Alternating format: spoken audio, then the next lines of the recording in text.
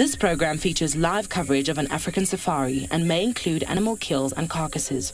Viewer discretion is advised. Good morning, everybody. Welcome to the dawn. Welcome to some fine rays of sun breaking through the cloud in the west. It is a beautiful dawn out here. We are very excited to take you around and on board, and not only myself out and about in the African wilderness. We have Trishala out with Mpo on Djuma. We have Trico and Gert out in Ngala. We have Mike and Niels on foot in Eco Training Pridens, and Juan and BK out in Tswalu Kalahari. And on that note, we welcome you aboard your live African safari.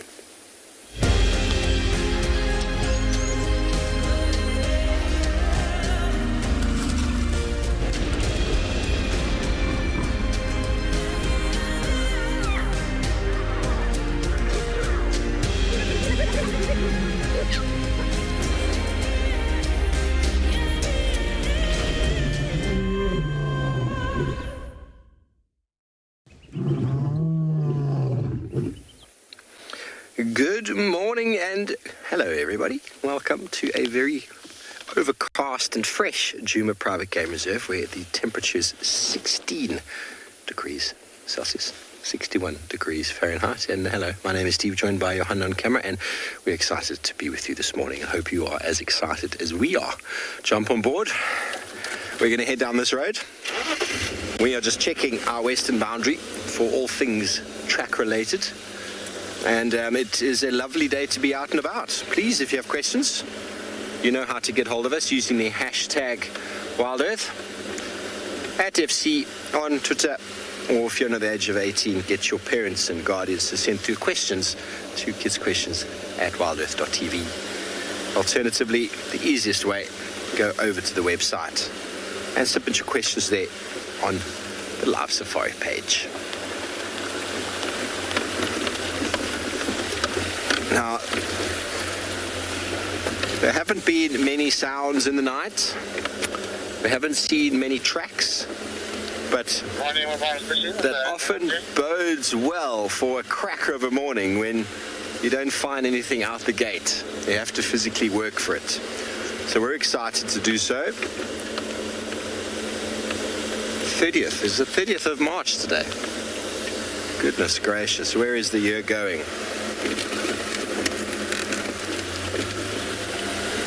What we are going to do, though, is we're going to go to One-Eyed Pan, and I'm going to show Johan the two chicks of the Klein Waterhoender.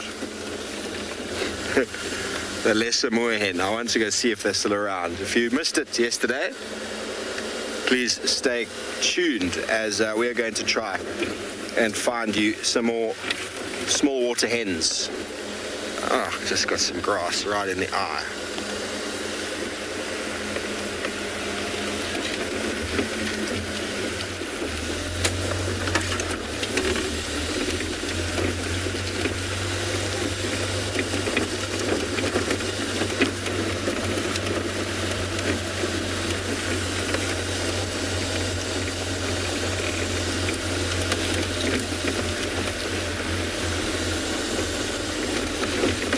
Everyone's holding thumbs. Please can someone let me know what that means? Holding thumbs. It's very awkward. Everyone's holding thumbs for a good morning. Johan seems to think it means that if you're doing that, you can't think of anything else. I don't know. You can't do anything else. You definitely can't punch somebody like that. Oh. Let's see if we can get him. I had a green woodhoopoe, a kakelaar. We can maybe hear them in the tree now. The Shangaan and Zulu words are very similar. Hlega bafazi. Hlega means cackling woman, because they tick, tick, tick, tick, tick. Cackle, cackle, cackle. I didn't come up with the name, everybody. It was not my name. It is a... There we go. He's on the lower branch over there. There we go. There comes one. There's the green woodhoopoe.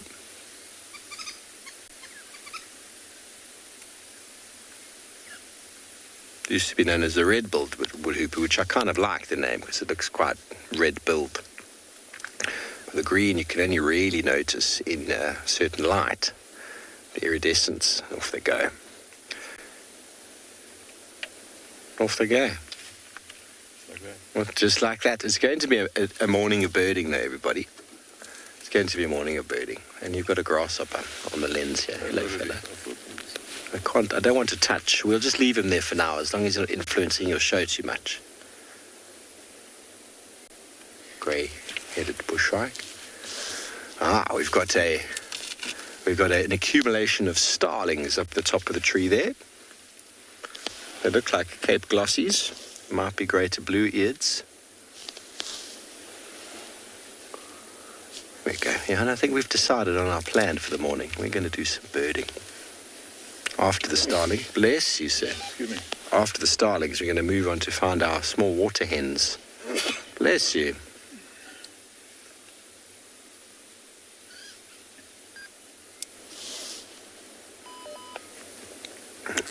They've survived the night. They're waiting for the sun's rays to just add a little bit of warmth to their day.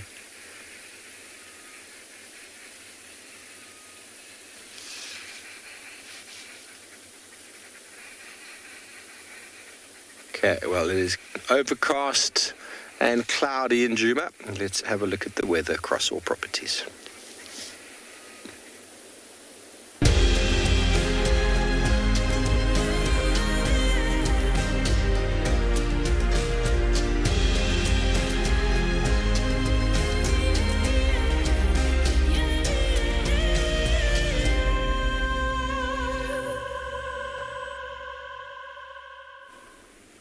Good morning, everyone. Welcome to a slightly more chilly morning on Djuma Game Reserve. I'm also like Steve Starlings, trying to warm up just a little bit.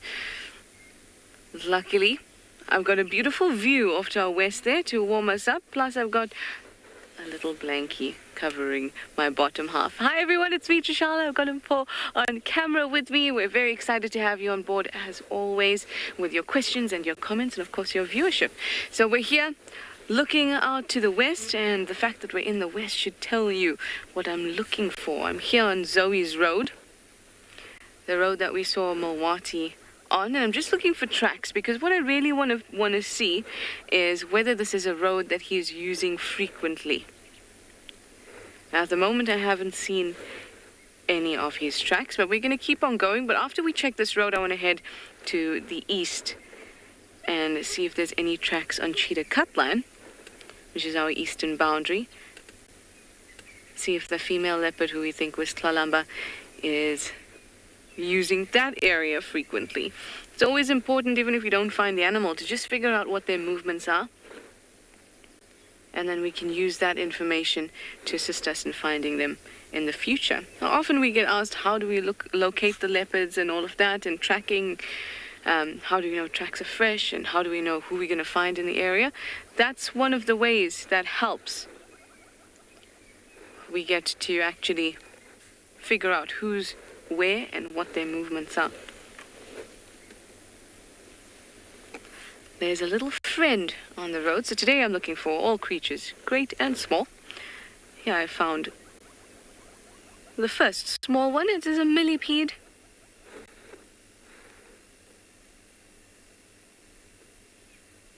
I love how they move.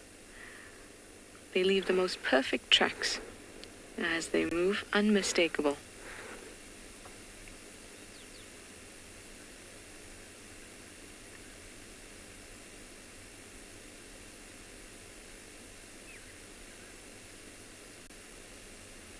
I find it amazing how they coordinate those legs to move in this wave-like fashion.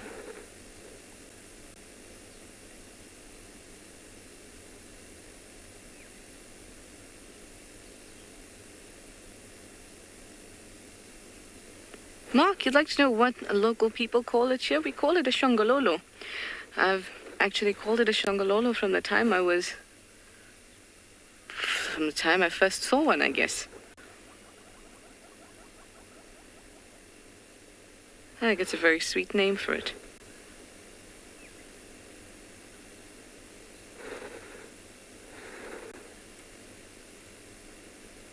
There's so many words growing up that you don't realize are local words. You just think that it's English. Many South Africans only speak English, although there are many official languages.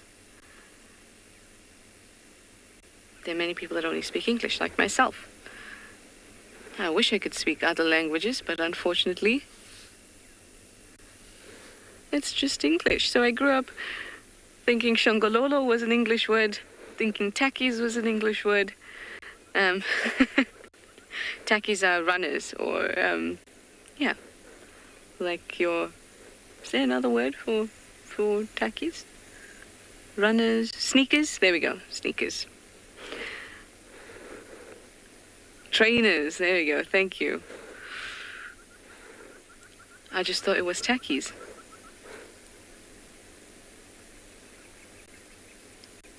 Then I traveled all over and expected people to understand what I meant. What? Takis is an Afrikaans word for shoes, or for sneakers. Same goes for braai. Didn't realize that was not an English word when I was little.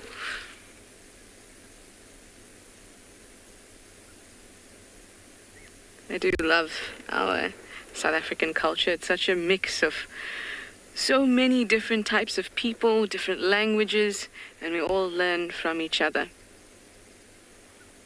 We all have different heritages. It's so rich. And of course, we have this gorgeous wildlife. So we're going to continue on, see what we can find. I see Steve has pulled up in front of me, so he's already checked this road. So I'm going to head off to the east. Let me send you over to Yuan to say good morning.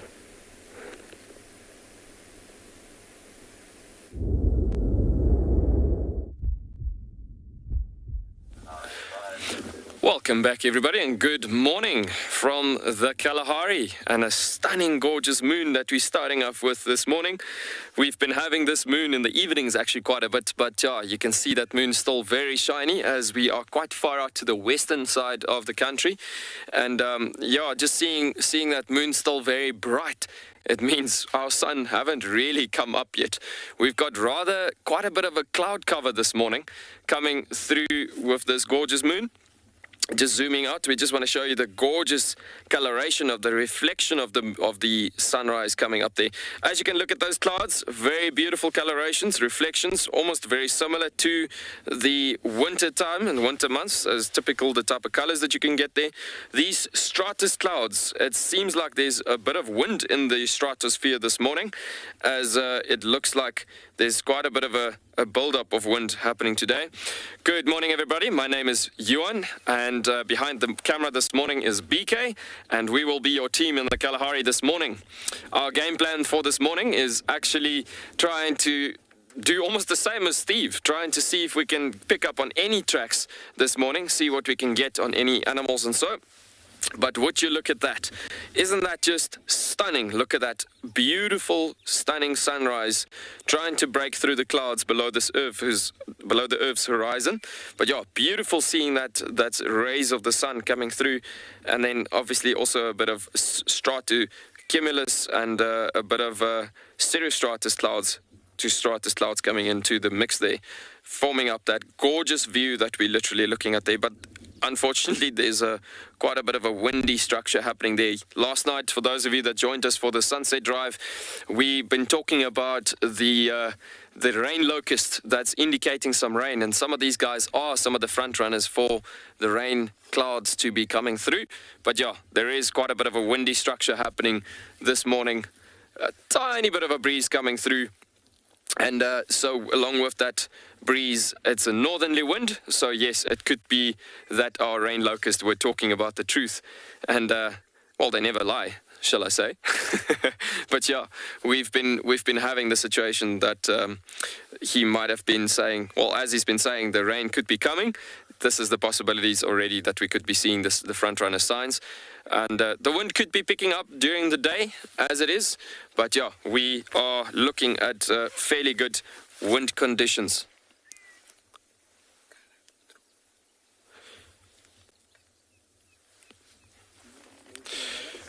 All right, and so for this morning, we're going to continue looking for these tracks in this area, for anything that we could potentially be tracking this morning. and we'll keep you updated. And for now, we're going to send you back over to Ngala.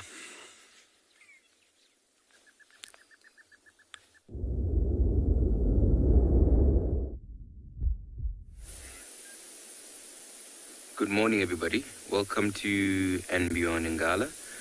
So, plan for this morning, we're going to be heading in a westerly direction from where we are, looking for opportunities of a leopard. And actually, while we're sitting here, we just had a leopard rasping on our left-hand side. Good morning, everybody. My name is Trico, and behind the camera, I have Hart with me, so that everybody can join us this morning. So, as we're sitting here, we had a leopard calling here, and I think this is the sort of the first place where we're going to start to go look for that leopard. But before we head there, just want us to take a little bit of a moment in this early, beautiful morning to just listen to the sounds of nature around us, and also just, enjoy the ambience.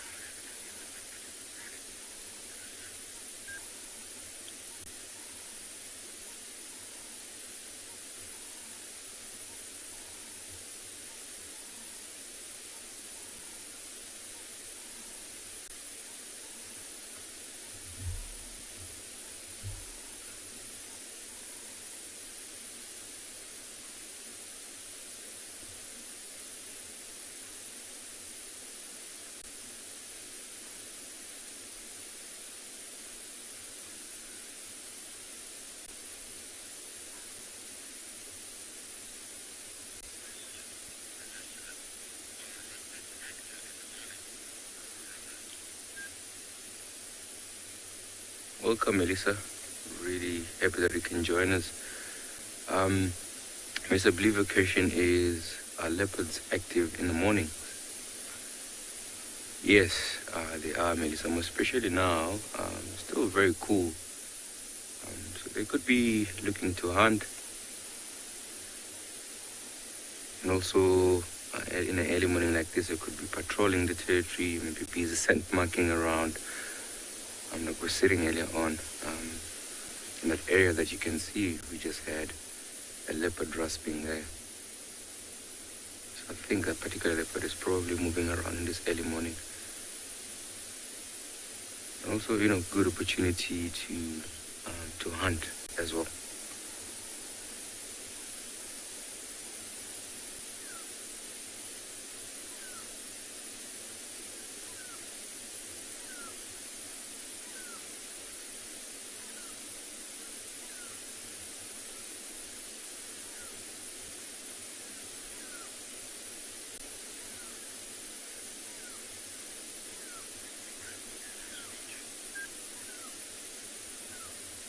I think from here, we're just going to continue to go in that area where we had the leopard and see if maybe we can find it.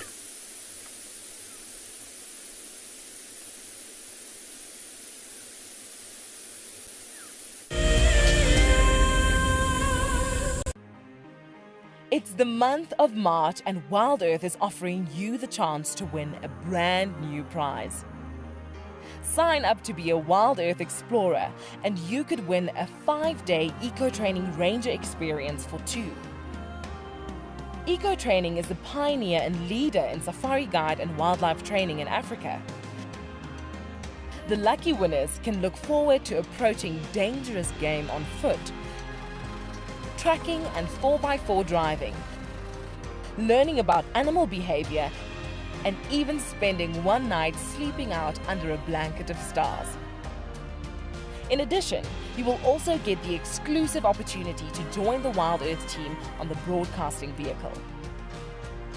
Sign up to be an explorer now, and it could be you that wins this life-changing experience. Terms and conditions apply. For all of you Wild Earth explorers who bought plaques, today is the day that you will make your very first safari on our vehicle. Because we are quite remote here in the bush, they have taken some time to arrive, but I am happy to say they are here and they look great. Marcel has spent the day attaching them. Let's take a look. Before we mount these nameplates, we just give a light dusting of green paint. This is to better match them to the color of the vehicles and also to decrease the reflectivity of the metal and thereby staying sensitive towards the animals. Bumbo crew, hopefully Dan Black, Liesel Apgar and Alicia George. Well, it's time for me to get ready to take you all on a safari. Let's go.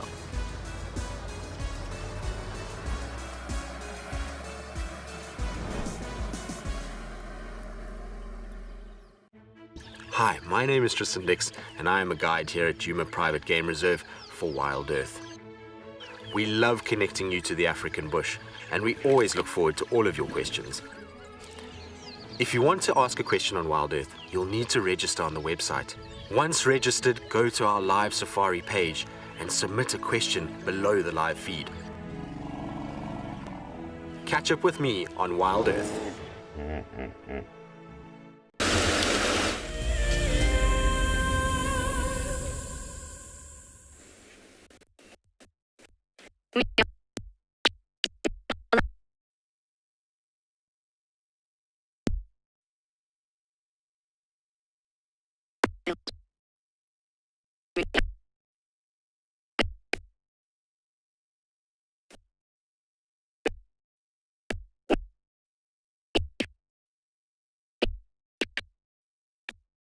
Like this, you'll find them scattered around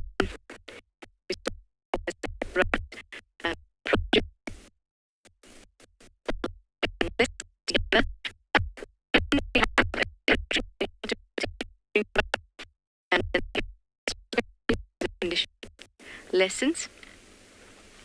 Then they'll regroup in a bachelor herd and then go out again, find a territory. Whereas at other parts of loose mixed herds. You can't really say that they're a harem system or that they have very strict breeding herds and bachelor herds. Very, very loose social aggregations. Now everyone is very peacefully just eating. No problems in sight for them.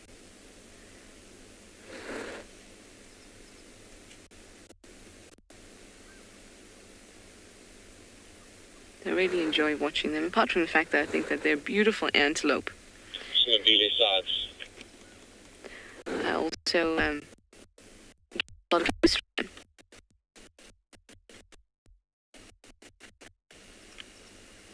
Watch if they're alert, listen for alarm calls as they slowly become less reliable. Do you remember yesterday, impalas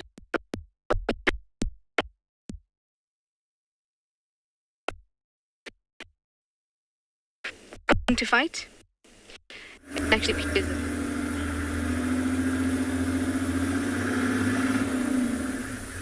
Welcome back, everybody.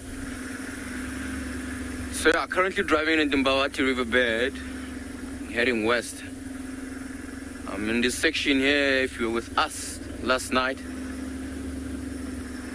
you would have seen we had a leopard in this riverbed.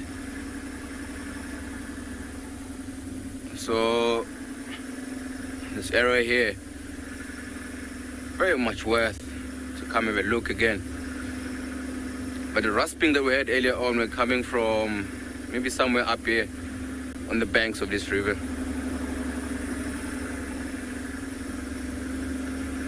And as it's still nice and cooler, we might get some leopard activity.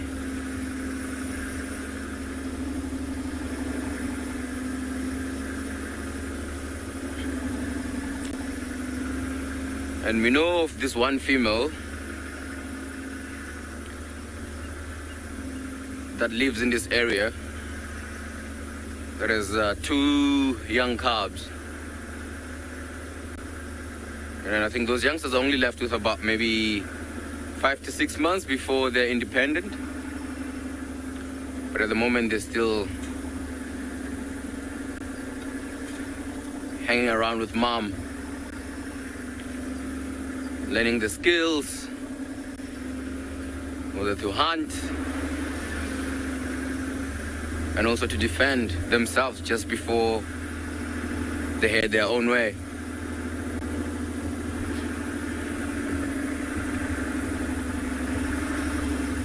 And also because we're driving in this riverbed here, I mean, it's sandy. So when the sand is like this, you can able to see nice and clear tracks. And probably maybe we can follow it up and hopefully find it. Bridget, I believe you're asking how often do animals come into this riverbed? Quite often, Bridget. They do come here. Sometimes we do find things like elephants here, different kinds of antelopes. And sometimes they just use this riverbed just to cross from one bank to the other. So yeah, quite often we do have animals in this riverbed here. And also there are some sections where there's a bit of puddles of water. So they sometimes come here for a drink.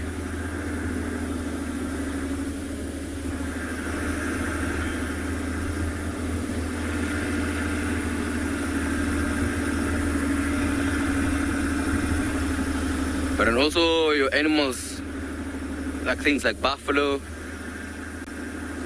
because on these banks here, there's a lot of trees,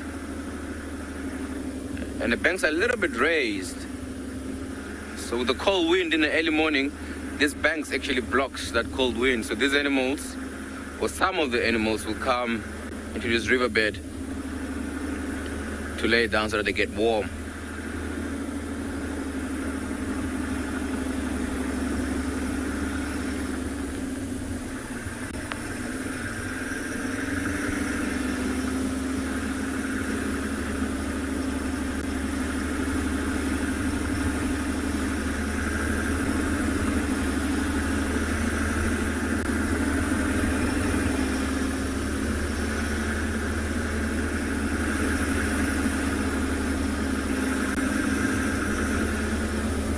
And also along the sides of this riverbed here, there's a lot of water underneath. The trees tend to grow taller and taller and much more bigger in size. So you find some interesting birds around in these banks here. You know, your white-backed vultures will have nests along this riverbed here. And some species of owls, you know, like your Verruc's eagle owls. You tend to find them along this riverbed.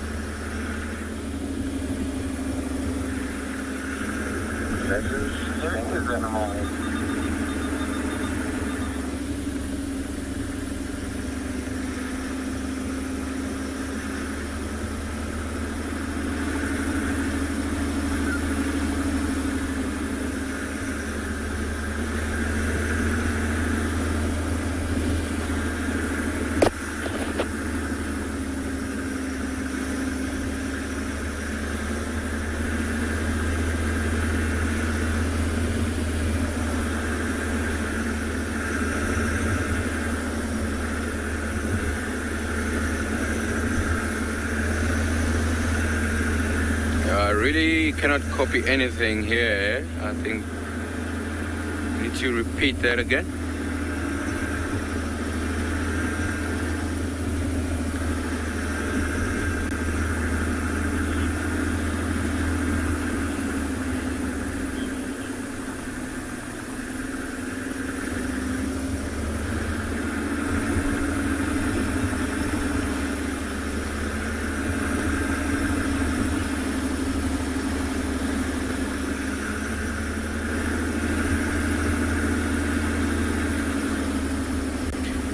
So as we drive along this riverbed, we're still gonna be keeping an eye out for any interesting birds along this riverbed.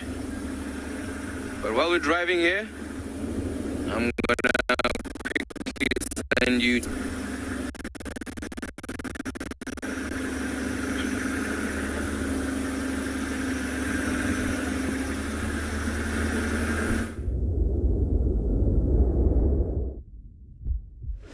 Welcome back, everybody. Well, the wild dogs have been found on safari, which is here, Arethusa, I believe. So we were tracking them there, but they cut through in that direction. We will be standing by sort of that one-out pan area. Hopefully they come towards us. That is where we were going anyway. So we might be lucky. We might just be chilling there, looking at some little water chickens, and out come the dogs. We had tracks before on the junction at the bottom there, and they were very fresh. You could smell. The smell was just... I can't actually get the smell out of my nose from yesterday. When you're driving behind 22 wild dogs, the smell is, it permeates through you. The whole day yesterday, all I could smell was wild dog. So we're on our western boundary now, Arethusa. Simbambili's coming up. Djuma is the side. This is called Triple M. So this takes us straight to the gate, Gowrie Gate, which is the entrance to the northern Sabi Sands. If we go straight down on this road, it takes us to Mala Mala. I think that's what's called Mala Mala Main, where the name Triple M comes from. But essentially, you can see how wide it is. Maintained it as a fire break, and it was probably once upon a time there was a fence here. We call these cut lines. Whenever you find these cut lines wide like this, it shows that there was once a road, a fence, another road, just between two adjoining properties, and obviously always very straight. Generally, very straight. The dogs are in here. It's a little bit south from where we can access, but we're going to access just a little further up. Haley, I haven't seen them hunt birds. Yesterday I saw them hunting some sticks, which was pretty cool. I'm sure they do hunt birds. We had one last week kill a scrub hare. So I'm sure little game birds do get caught. Same sort of strategy as dogs would catch things. They grab and they sort of tear or shake their head, that sort of head shake. Very characteristic killing strategy for a dog on small prey.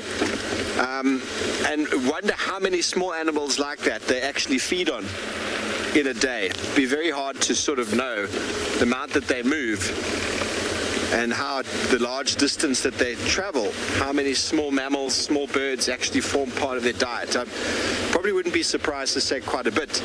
A year and a half ago or 2 years ago, we had one eating a millipede. Yeah, we saw it live on Chitwa airstrip. Ate a millipede. Wasn't very nice. I don't think it was very nice, although I didn't know a dog could be that hungry. Blech.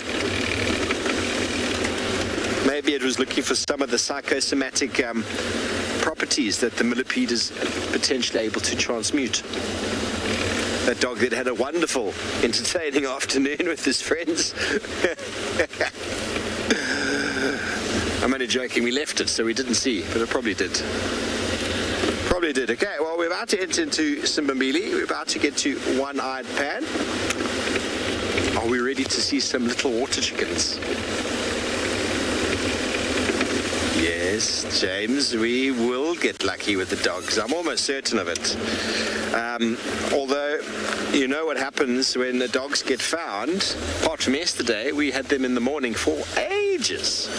I left once and didn't actually leave because the guy that I left for just left. So we ended up staying with the dogs for a very long time. We ended up leaving the dogs to go home for breakfast. So those things do happen from time to time. But we were very lucky. I've been very lucky the last 2 days with wild dogs. So I'm feeling it again this morning. Apologies that my game drive radio is on. I'm just going to keep listening because if they do come, they're going to come right past us here. Are you ready for some small water water chickens, everybody. Yeah, I know you're ready for some small water chickens.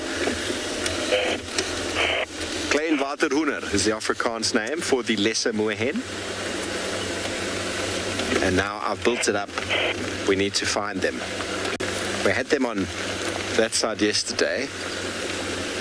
We're going to have to spend a moment here to allow them to come out of the emergent vegetation.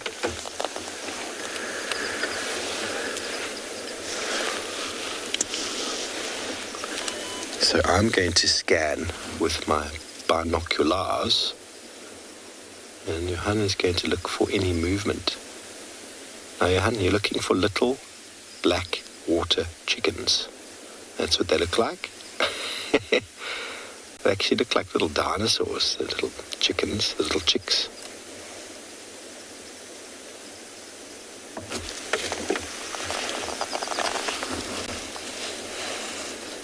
So I was asked yesterday by someone, why are they so not often seen? It's because of this, everybody. It's because of where they occur. You've got to be very still. There we go. Johan, at the back here, let me direct you. One's moving in, okay, sort of at 4 o'clock. I'll help you direct you a better way. Let me get him again. I've got a baby water chicken there. Okay. You see where the guarri bush is at the back, that big bush there? Go in the middle of that and come down in front of it.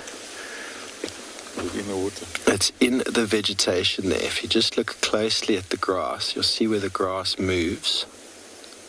And when the grass moves, that is one of them moving through. It's not easy to see, but in that general direction, it is moving about. And I'm sure we will get another visual of it in a moment. Scanning the grass.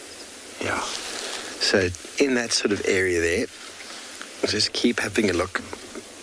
Yesterday, Paul and I were able to get it a few times on camera. But it was moving. It wasn't being very shy.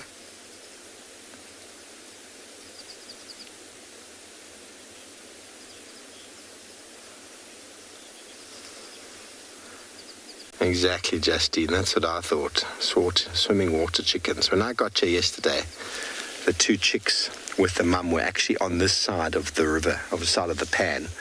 And the mom flew, and the light wasn't great, so I didn't know what she was. And then I saw these two black chicks with pretty much not even any wing development and a very strange looking beak. And they started making this little clucking sound. Okay, Johan, a little bit more to the left of the point I pointed at. There's a little bit of grass moving. You see where this tuft of grass is sticking out the most? Into that gap, and just behind that in the grouping there, you'll see there's some vegetation slightly moving, and there's a little blackbird moving around there. And Justine, so then the two youngsters climbed out of this vegetation, walked into the water and just started floating across. I was quite amazed. I'd never seen small water chickens before. Really small water chickens before. I've seen a handful of lesser moorhens in my life. Can you see where that vegetation is moving, Johan? I see vegetation moving. Yeah, just at the base of that gap, there is one there. I think that's the adult. Here we go, it's coming towards the front now. It's actually the chick in that little gap I was pointing. You see the gap I'm pointing at where that first tuft comes out? Go into the gap behind that on the left. And there's a dark spot moving to the right of exactly the piece of grass I was talking about.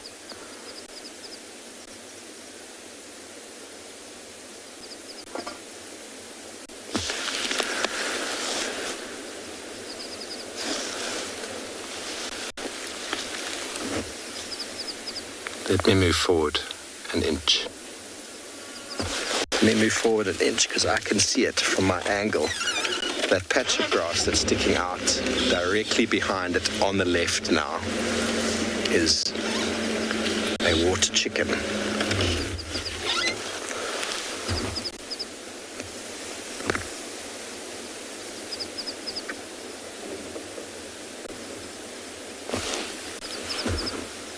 This is a treasure hunt, everybody. Binoculars are key.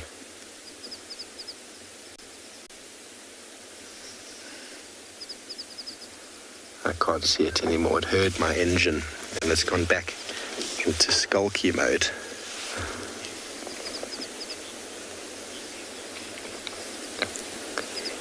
Terry, we get two. I haven't seen the greater moorhen here.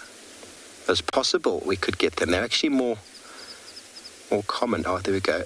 To the right now, Johan, of that patch. About 2 meters to the right. There's a little black spot sticking out of the vegetation. So the lesser and the greater moorhen, the lesser being less common, is the only one I've seen. It's just in that thicket. You see the movement. Focus in on that movement and you will eventually get a little chick.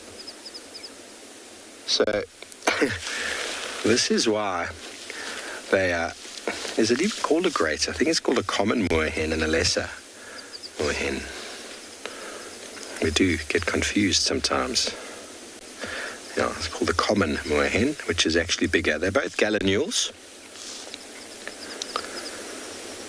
So we get the, here we get common moorhen and the lesser moorhen. Definitely both could occur here. And then more special birds. Allen's gallinule, the purple gallinule, which is a rare vagrant, and the African swamp hen, which I've never seen before, could occur. They're all very similar. They all look very much the same.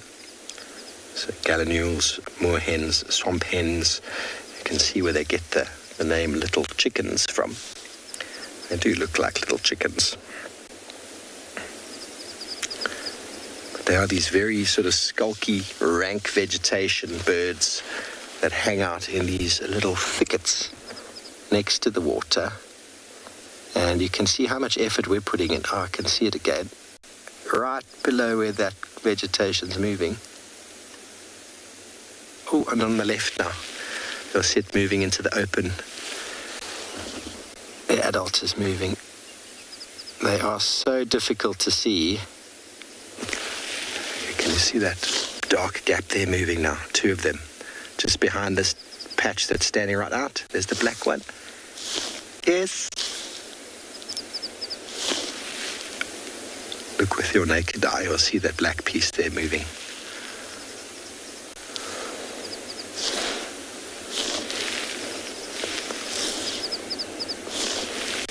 See where that bubble just dropped in the water? Directly behind there, there's that black piece. That's where I am.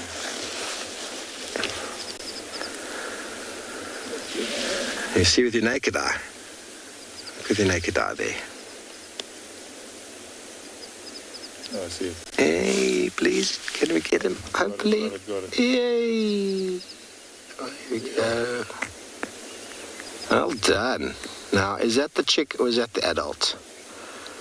I can't tell right now. It's very hard to see. I think it's a chick. Hey, it's a little chick. Well, everybody, now you are seeing a little water hen. A chick of the lesser moorhen. And I could only tell you that it's the chick of the lesser moorhen because we saw the adult yesterday. And unless the adult was looking after someone else's babies. Yeah. And in they go once again into the rank vegetation. Yeah.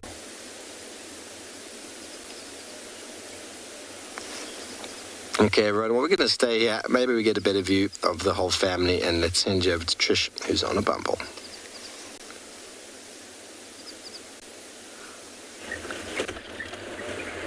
Very cute. At least you got a look at the moorhen chick. I am doing circles a little bit here at dams because they're tracks for male leopard. They've just come into the property, but they don't extend past twin dams. So it's possibly Masha. He's been hanging around in this area quite a bit.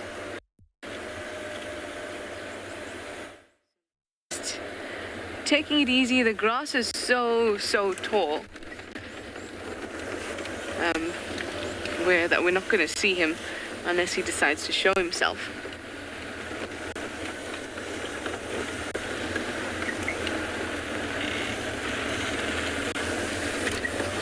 And last time we had him, we saw his route. He comes down from Little Gowrie, turns over here and goes up towards the east. So that's pretty much what we're going to do. See if we can try and locate him that way.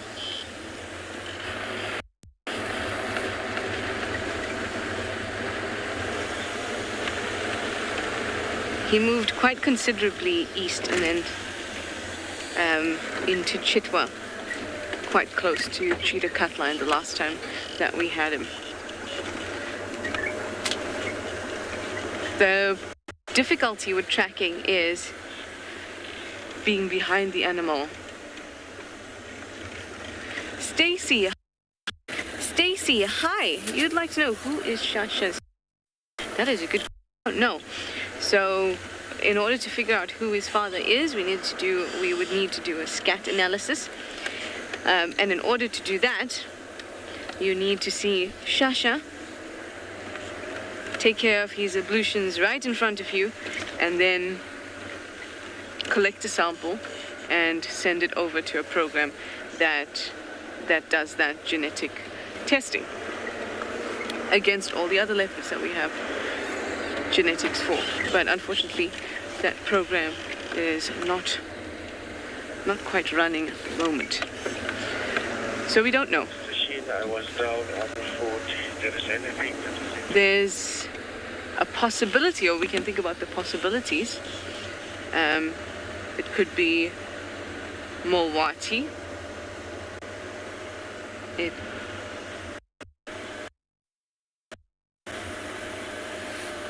could be Mulwati. I'm not sure who she was seen mating with. It could be Tingana. There are quite a lot of possibilities, actually. But we wouldn't know. We wouldn't have an idea at all, actually. And here is just this Mulwati dip. Often like to look from side to side here. So off to our right, this bit of the Mulwati is Little Gowrie. And then bits of the Mulwati that are on the other side is the part of the Mulwati that you're quite familiar with. Always hoping to find a leopard emerge from that corner in a big reveal.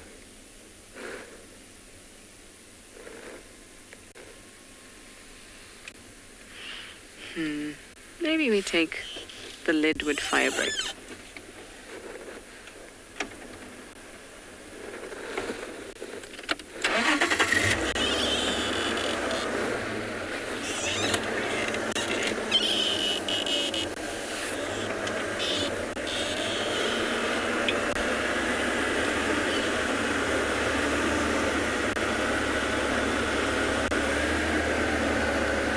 Wow, I haven't driven more waters.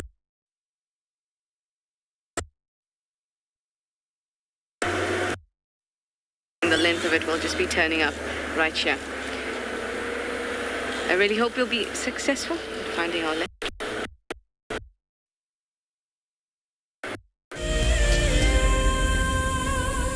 So in 1998, we had this idea to go and put a live web camera on a waterhole somewhere in the Sabi Sands next to the Kruger National Park. And I approached just about every single landowner and everybody thought I was completely crazy until I met Yuri and Pippa Moorman.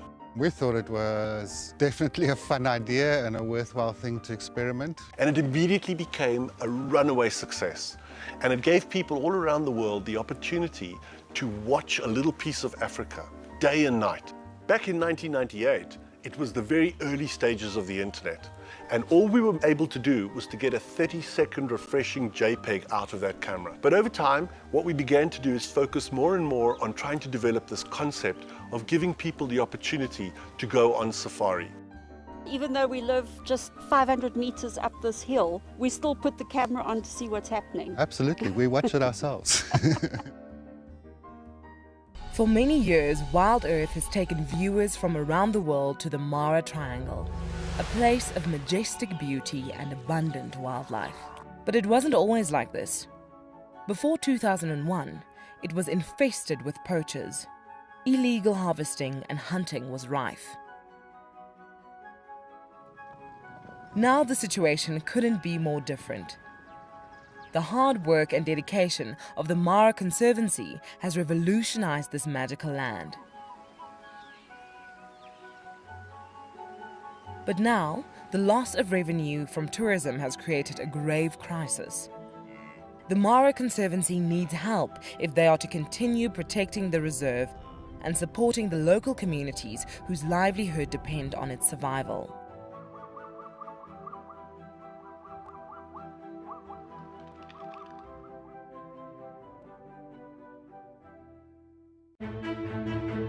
I'm Nikki here at Ambion Ngala in South Africa. I love getting questions from viewers about all the small things within the environment and how it all is integrated with one another.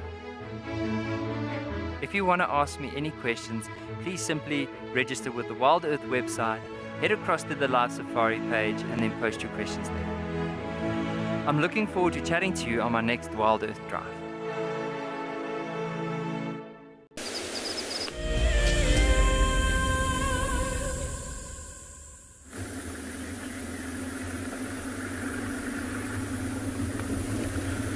Right, everybody, so we've been, looking high and low for this leopard. And we've actually covered a very huge area. But so far, there hasn't been any signs. Because the only thing that could depend on in this moment was heading in that general direction where we had the rasping. But as soon as we were close to that area, or as soon as we get to that area, obviously the rasping stopped. So it actually becomes a little bit difficult to sort of pinpoint exactly where that leopard could have been.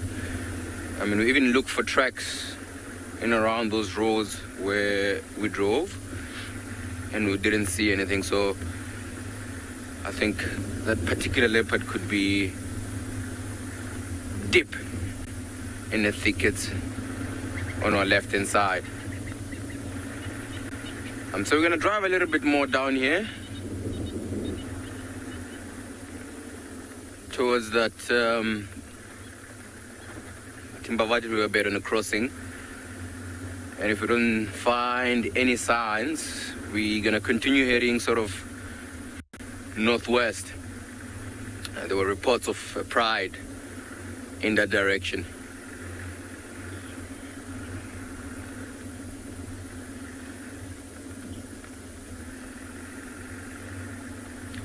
Claire, very happy that you can join us. Claire, when you're living in the bush, you start to, get familiar with these calls. So that call there that we had was definitely a leopard. And I mean, you can't really miss that. Nothing has that sort of a call than a leopard. So yeah, that was definitely a leopard.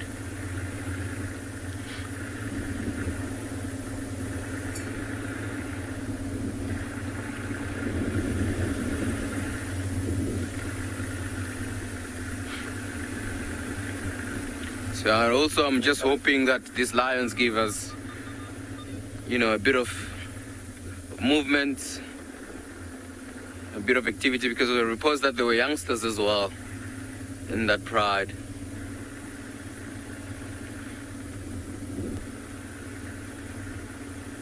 and I'm very excited about that.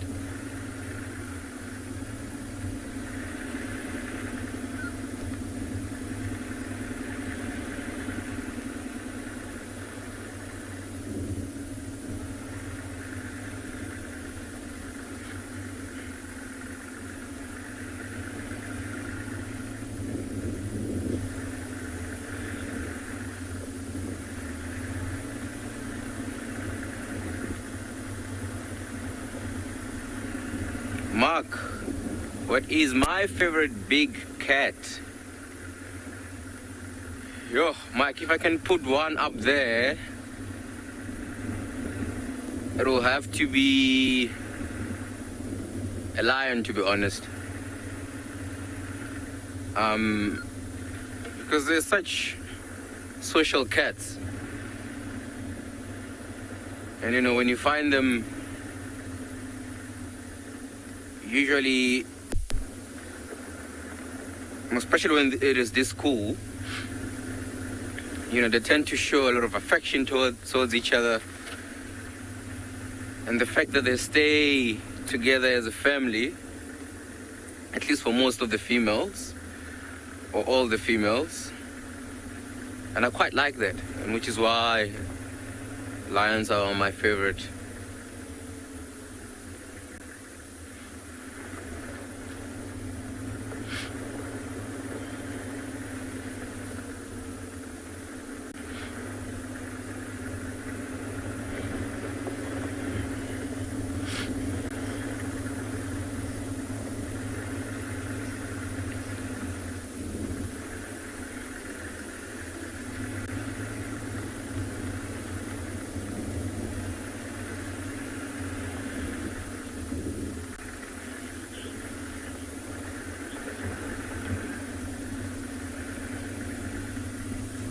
Welcome, Julian. I am happy that you can join us this morning. Has there been any cheetah recently? Yes, we've had some cheetah recently. Maybe a week or 2 weeks back. We had this female with 3 youngsters. And it was quite exciting for all of us here because,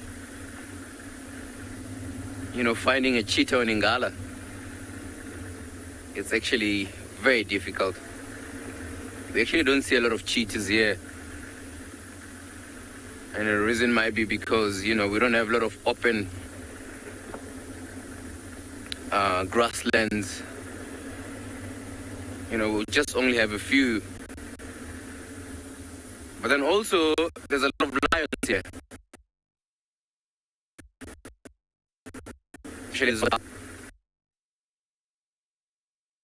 And lions, they really do not like each other. But yeah, every now and then we'll get cheetah coming in and out.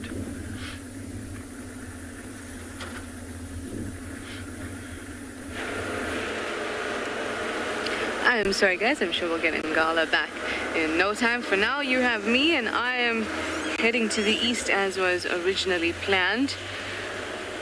These tracks seem to disappear somewhere around Leadwood, and if we look off to our left as we're just driving a drive, you'll be able to see that it's very, very thick and bushy, and there's a drainage there, so it's almost impossible to track. But what I have seen is his tracks moving towards where they were last picked up there, Twin Dams.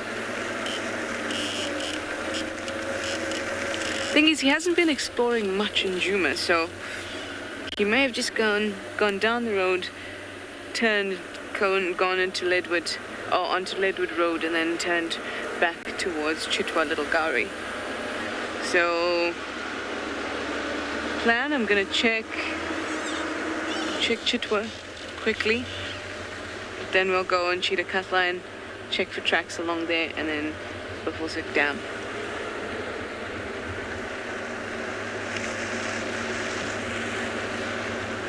Chitwa has been great for leopards. Hi Morris, you'd like to know, what does it mean when a leopard is nomadic? So leopards are territorial, as you know, so they're just defending a certain territory. When they're nomadic, it means that they're not doing that anymore, and that usually happens with age. So they'll start as they become older, their condition depletes a little bit, and then they're also a little bit more aware about the fact that they could get injured if they have confrontations with younger, stronger leopards. So they tend to be nomadic, and they move through different areas, and they don't necessarily hold a territory, and they don't display territorial behavior. So that's what it means to become nomadic. That doesn't mean that they won't mate, though. They'll still mate. They'll just be a little bit more sneaky about it. If the opportunity presents itself, they will most definitely still mate. They just won't hold a particular territory and defend it and display territorial behavior. Okay, turning into Chitwa, everyone.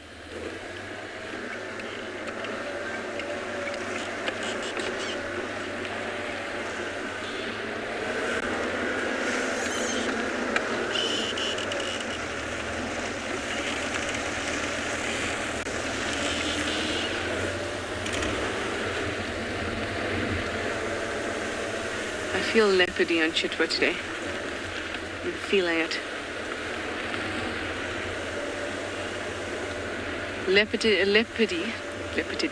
Leopardy and elephanty.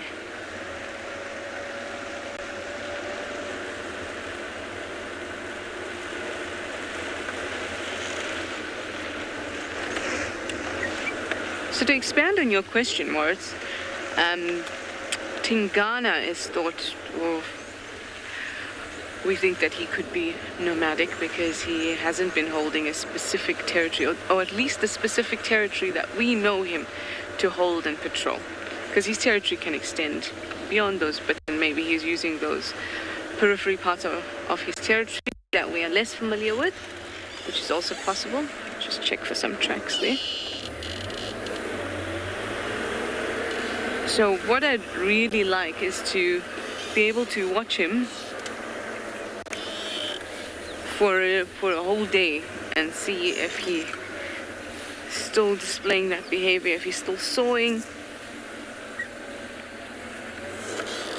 scent marking, all of that. Because you know what we often notice is that when there's an area that is a boundary between two animals' territories, or maybe there's a small portion that overlaps territories, or maybe there's a small portion that overlaps. When you see one leopard, then you see the other one whose territory it's bordering. Like with Mulwati the other day, we saw Mulwati, saw Tingana.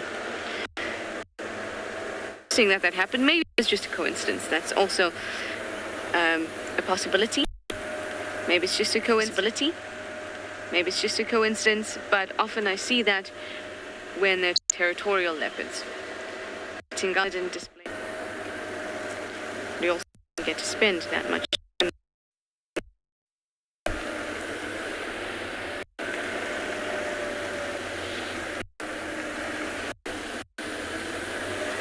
Still not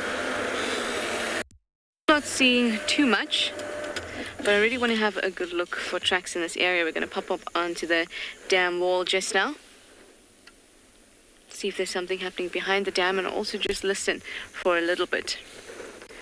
But this is a good road to take as well, especially for Sibuyi and her two cubs. Anyway, let me send you over to Steve at a smaller watering hole than Chitwa while I get up onto the dam wall.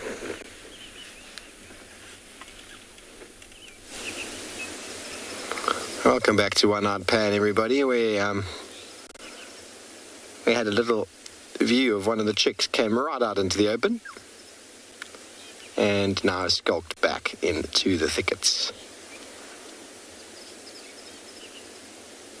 I had a view of two at one point. Now we can't see any. We have slightly repositioned. We're going to give it a couple more minutes and then we're going to carry on. It might be getting a little bit late in the day for our little water chickens. I just love the Afrikaans names of birds everywhere. They're so descriptive. And they're adding so much value. One of the viewers, Elsie, is sending me lots of pictures and names of English and Afrikaans, which when I get the opportunity, I'm going to be printing off, maybe laminating.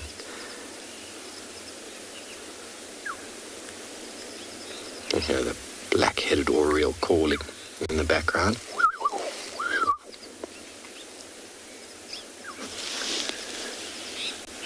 And a very chirpy fork-tailed drongo.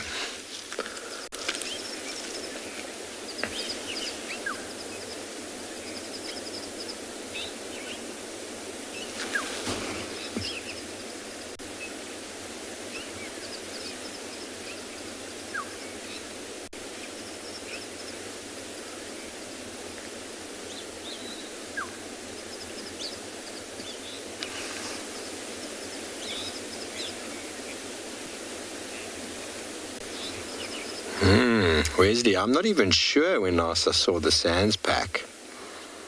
I sometimes forget which packs I'm even seeing. If it wasn't for some of our astute viewers, I would just be going, we have some more wild dogs here, everybody. But the Pungwe, I think, was once the Investec breakaways. And they were around for a while. And then I think the Sands I've only seen once before, but I can't remember when. Just seeing wild dogs is just so exciting. Doesn't really matter who they are, but seeing 22 plus is really exciting. So we're hoping. Just sitting here quietly doing some birding, everybody, and the dogs are going to come running here. What do you think?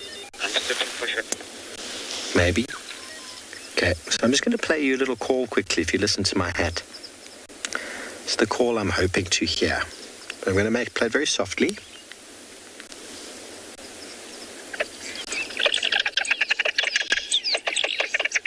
That is the Lesamoa hen call. I'm not going to play it any louder than that because I don't want to disrupt or disturb the birds. I suppose it even sounds a little bit like a chicken, doesn't it? Yep. A hoender. One of the coolest bird names as well that is derived directly from the call. Carla, no, it's not. One-eyed pan is just a little rain-fed pan. It stayed wet quite long last year, but it won't stay an entire year again, I don't think. But it's a lovely little seasonal pan. So I'm going to play for you a bird that gets its name. Afrikaans name is called a berghaan, which means a mountain chicken. Is that right? Mountain cock or haan is a cock. Mountain cock, so a mountain rooster. Rooster. Okay, let's have a listen. Tell me if it sounds like that.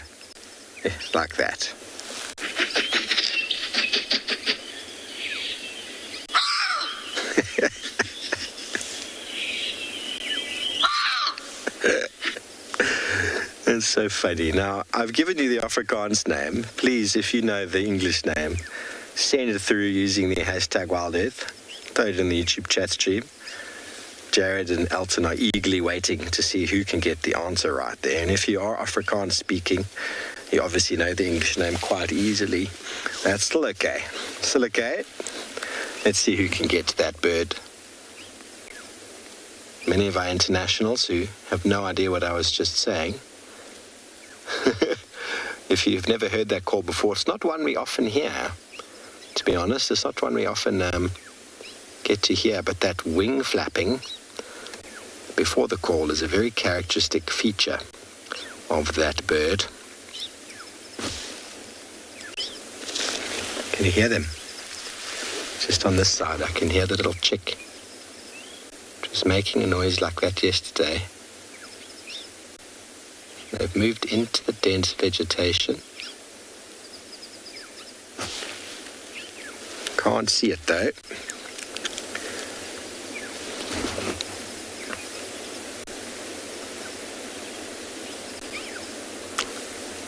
Picky has got it right, of course. Picky's got it right. I'm going to wait for some more answers to come through before I give you the answer.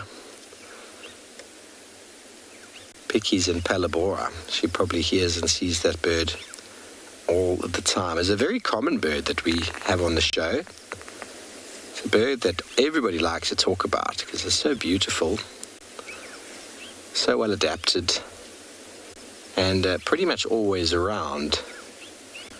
And if you're not sure and you're not leaning in the right direction, I'll give you a clue. It is a bird of prey.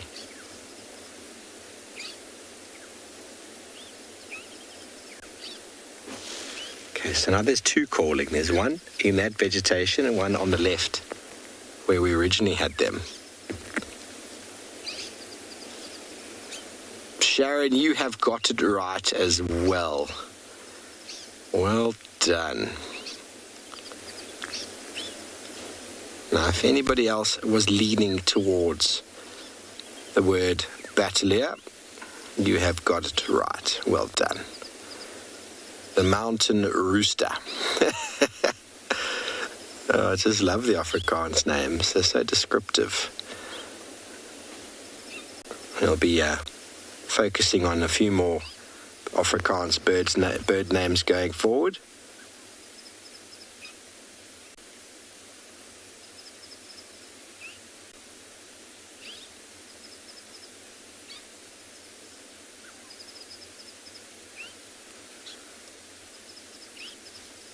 Two chicks are calling and Mum is not replying. Where are you, Mum?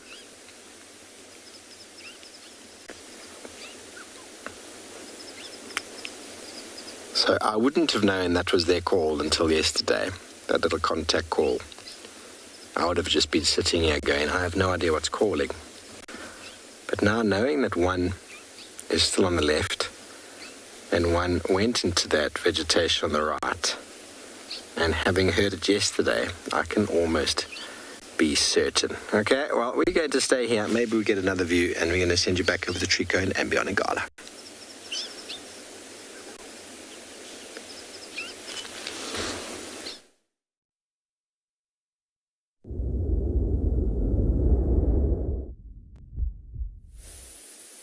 All right, so as you can see right in front of us, we've just found some lions.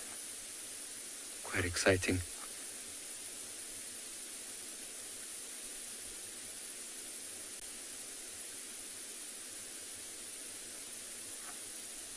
Look at those youngsters there. You can hear Mom is growling. I think they want to suckle. But Mom, she's not having it.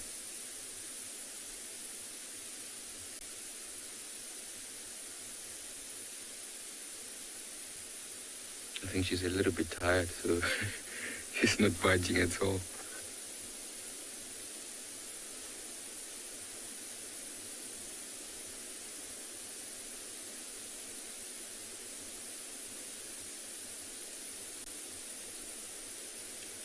Hope you guys can hear the sound.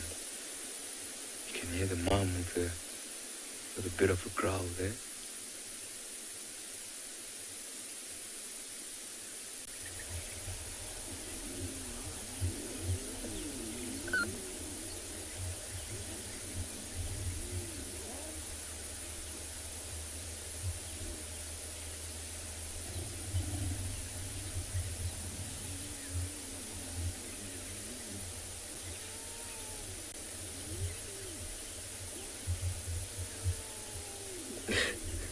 It's almost like they're whining. Like, can you please just suckle? And she's just like, no, not now. And I think one of the cubs is just giving up, and another one is giving up.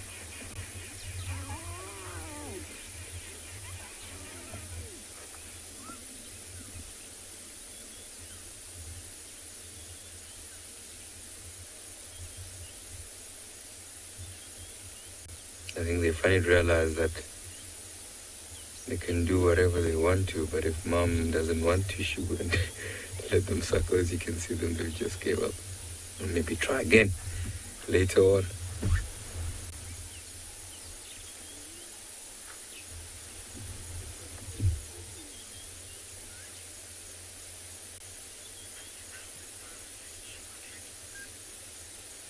Alright, I think we're going to sit with these animals here for a little while.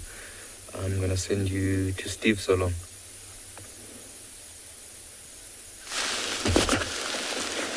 Welcome back, everybody. Have a look at this little water chicken that was swimming a moment ago.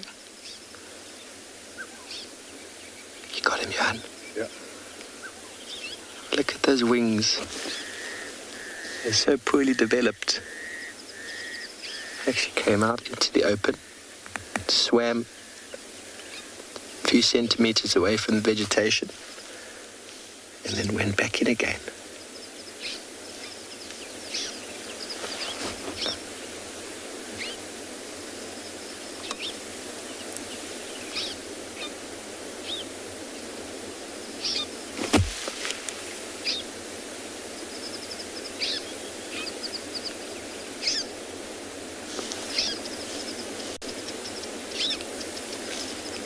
Very large feet to enable them to walk on the vegetation and also to swim.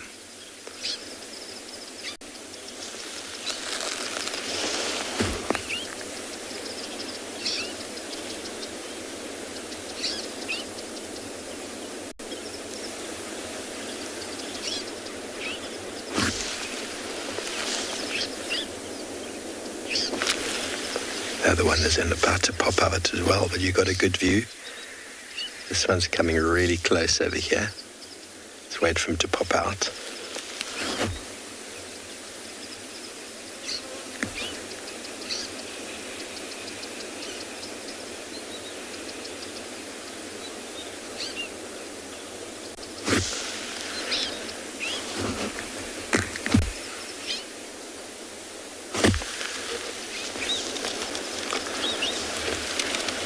Well, Nicole, have you seen how long it's taken us to find them?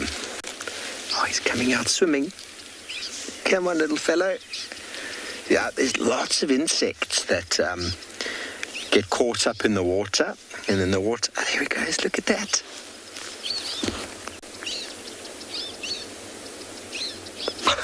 Oh, my goodness. There's insects that get caught up in the water. Frogs.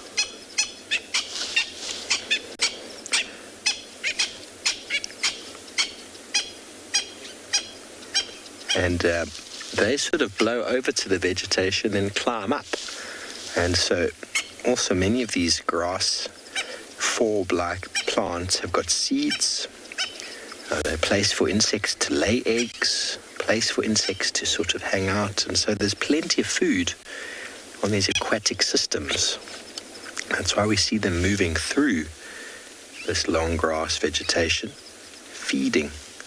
So the food, the area they're feeding on, is quite a specialized sort of niche. And not all birds are able to behave like this. You know, swimming for one thing is a speciality, but then being able to walk on sort of rank vegetation as well. They're actually able to climb as well, small shrubs and bushes, so that's good adaptation. So fitting into sort of a niche that there aren't many birds that do that. Aquatic systems provide so many different types of habitat, and that's why aquatic areas have got such diversity with regards to bird species. Shape of the beak, size of the beak, the feet. Obviously the lesser moorhen being a lot smaller than the common would be able to access sort of shorter vegetation habitats or climb up smaller vegetation than the common moorhen would. So there's size differences, so there's not a competition. Any two species that are too closely related, the stronger of the two always outcompetes the other.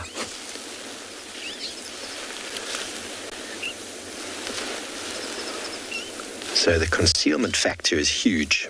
Let's see how long it's taken us to see these two. So concealment, habitat, food, all vitally important for their survival.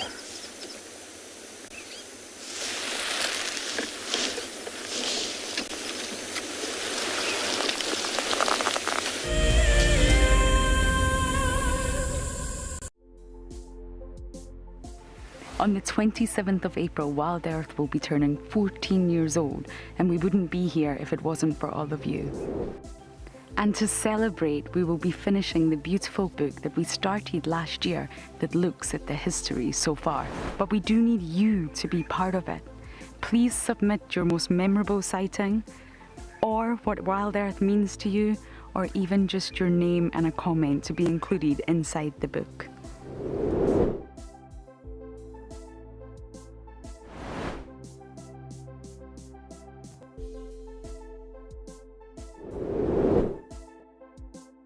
Head over to the website to add your name and reserve your copy. We are offering a 20% discount on all books bought before the end of March. And a big thank you to all of you who have contributed to the book so far. Staying one step ahead is the key to survival out in the African wild. And now you can stay in front of the pack with a Wild Earth weekly newsletter. Sign up to be a Wild Earth explorer and you will get exclusive behind-the-scenes stories about your favorite guides and camera operators. Information about our upcoming plans and projects will be delivered to your inbox every week before anyone else. And you can hone your guiding skills by taking part in our Identify Me nature quizzes. Wild Earth Explorers, it's in your nature. My name is Ross and I'm a field guide at and beyond Pinde Private Game Reserve. I love getting questions from guests on Wild Earth because I love sharing and learning information about nature with new people, and it also makes me feel like you're all joining me in real life. If you want to ask a question on Wild Earth, then you need to register on our website. Once registered, go to our live safari page and submit your question below our live feed. Our bodies are made up of about 60% water, which means that in a very short space of time, you can dehydrate completely. A relatively efficient way of collecting water early in the morning is to take an absorbent material like a sock and to walk through the grass, absorbing the condensed dewdrops on the grass. Once the material is saturated, you can then squeeze it out into a container, or you can suck it out directly into your mouth.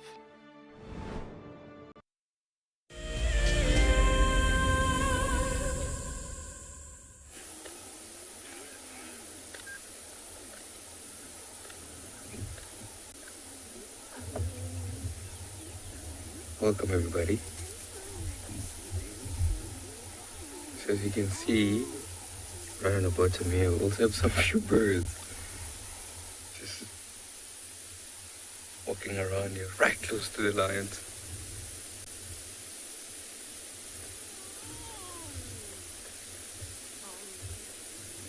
And as soon as I see the lions come up, they all start to scatter away.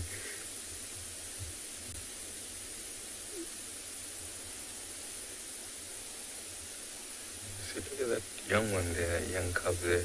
It looks like it's sleeping so comfortably there. And those little ones there. I mean, how cute is that?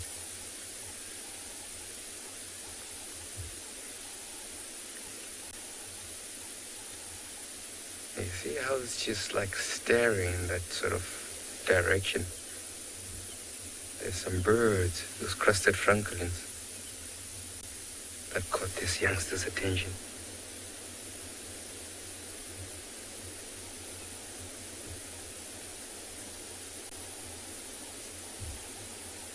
And we're trying to stalk them.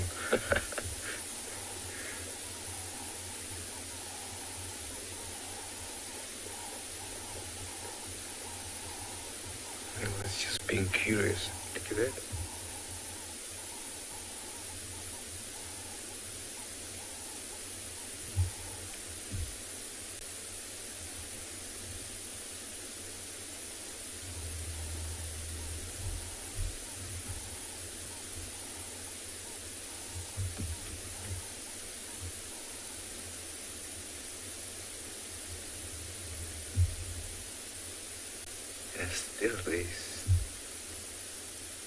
trying to still stalk the birds.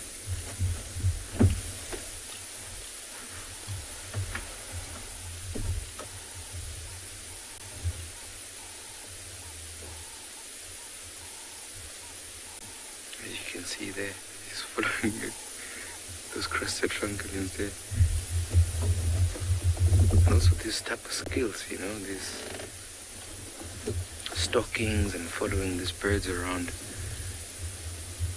You know, they need to sharpen their skills like at this moment, because when they grow up they're going to need that sort of skills.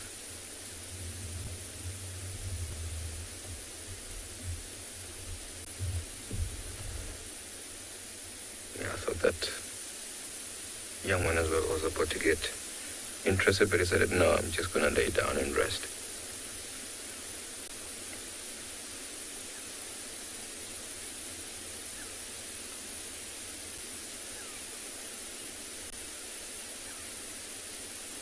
So where these animals have laid down, they're actually laying on the side of the road. And there's a sort of like a drainage line, we call it a mitre drain, where they're laying down, so that when the rain comes, it actually flows into the vegetation rather than flowing on the road and eventually eroding the soil. So where they're laying down here, they chose this area for a specific reason,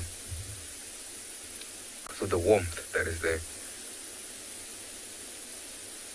And I think that's quite smart, because the grass this morning, there's actually a lot of dew around it, so you know, they'd rather lay down where it's, you know, nice and dry rather than laying down where there's a bit of water.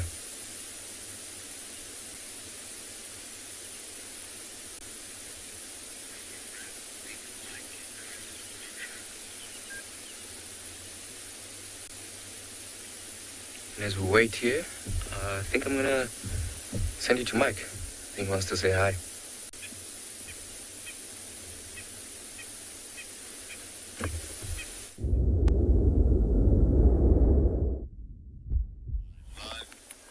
Hi everyone, sorry we're a little bit late this morning. We've been trying to follow some buffaloes and it's very thick around here. My name is Mike Anderson, behind the camera is Niels, and you're joining us at Ecotraining's Pridelands Conservancy, where I'll show you now just how fresh this buffalo's signs are. So on my hand and on my shorts, there's a little bit of mud left over. So as we've been trying to follow these buffaloes, we've been hearing them, then they kind of move, and we've only just got a glimpse of them recently, but that is mud. Fresh mud from their bodies as they were mud wallowing somewhere on my shorts and on my hand. So they're very close. We can't see them now, and it's quite a thick rocky area. So what we're going to try and do is skirt around this rocky area to try and get down to the Valley of Leopard Dam, which is where I think they're heading to. So we're going to try and see if we can do that. So yeah, that's why we're a little bit later this morning to say hi. They led us on a walk through some of the valleys on Pridelands which don't have great signal, so we've just been trying to get around those valleys and try and get ahead of the buffaloes, and we just got here in time to catch a glimpse of them as they started heading down this rocky area. So I think what we're going to do is probably head that way around this rocky area. There's a bit of an open clearing, like a saddle through the rocks, head down, and then hopefully beat the buffaloes to Leopard Dam. So my time is short. It's going to start getting warm, and so we better get a move on. So in the meantime, we'll send you back to Trico with his lions.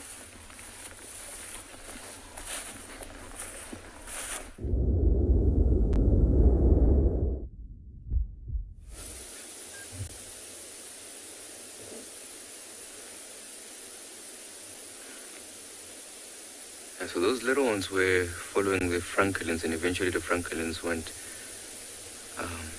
off the road into some grass there. It was quite nice just to see them busy following them and stalking them.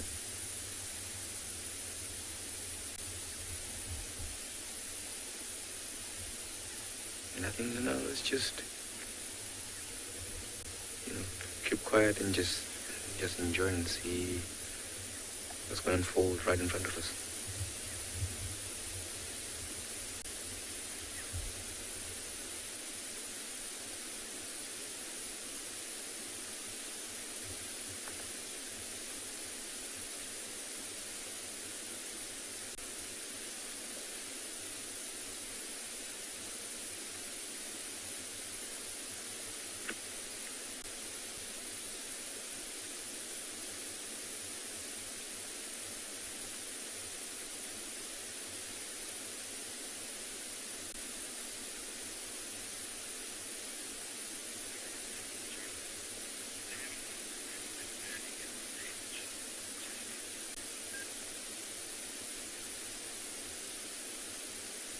Justin, you're definitely right.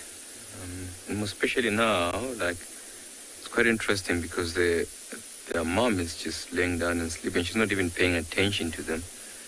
And it's quite nice to see them, taking the initiative and learn and teach themselves.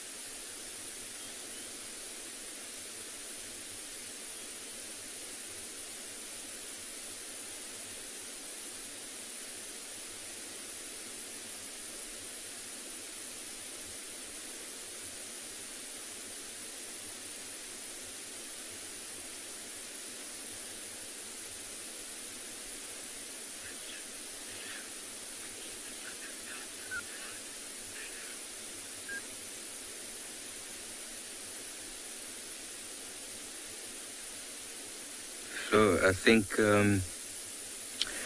I'm really happy that you can join us. And yes, you're right. These are the youngest calves of the pride. And I mean, to think that these small calves, I mean, as small as they are, they're going to grow to become these huge lions. I mean, up to like 190 to 200 kgs. You almost can't believe that they could get to that. But it will certainly do.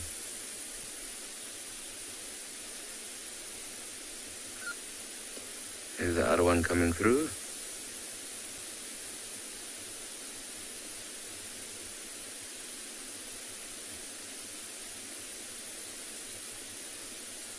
Yeah, so the Francolins are back on the road.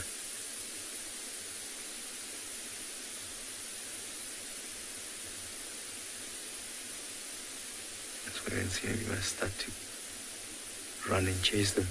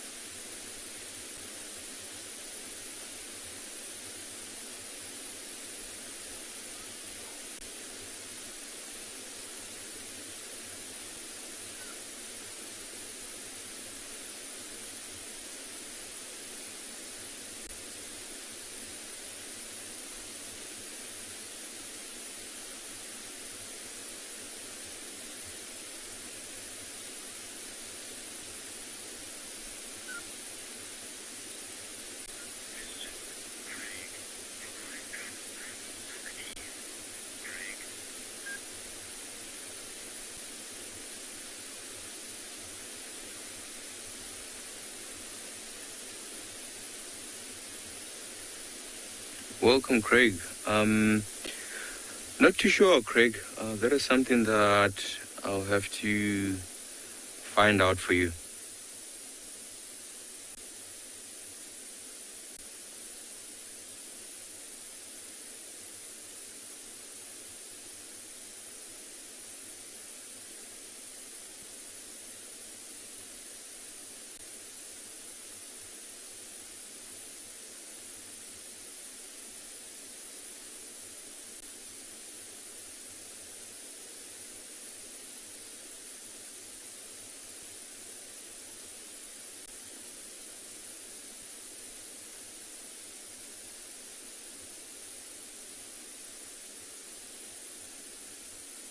Yeah, that cub is being super patient, eh?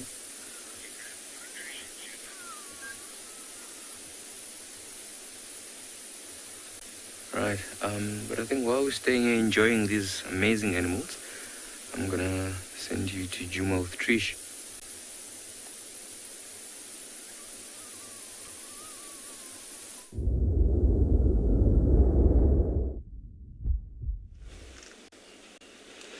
That sounds like a very, very cute scene. You've got, yeah, I've got a cute scene too. Whole beautiful, very relaxed herd of elephants.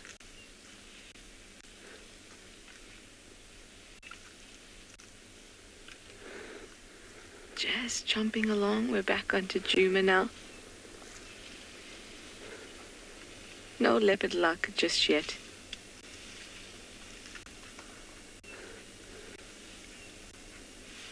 But I'm so satisfied with watching some elephants.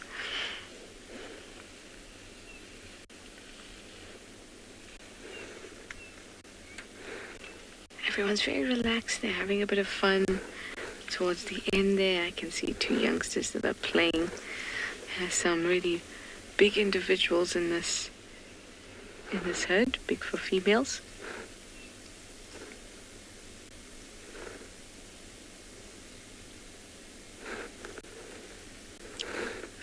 Now the play fighting has stopped.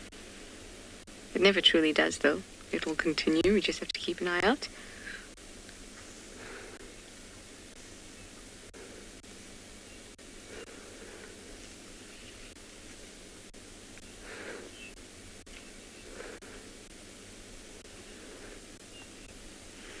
Hi, Liam.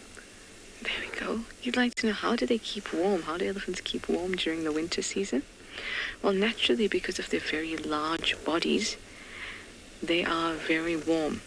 So for them, the struggle is keeping cool in the summer as opposed to keeping warm in the winter.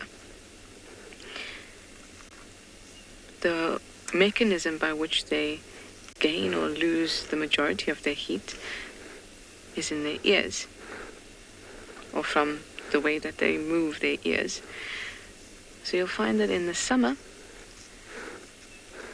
photobomb, the ears are out and away from their bodies so that they can expose those really big, thick arteries behind their ears, all those blood vessels behind their ears, so that the coolness can flow over their ears, hit those vessels, and then cooler blood can flow through their body. So that's what you'd find in the summer. In the winter, what they'll do is tend to keep their ears closer to their body. So there's less of a breeze that's flowing over their ears and over those blood vessels. But other than that, keeping warm is not a huge problem for them. For them, it's keeping cool that is a bigger problem.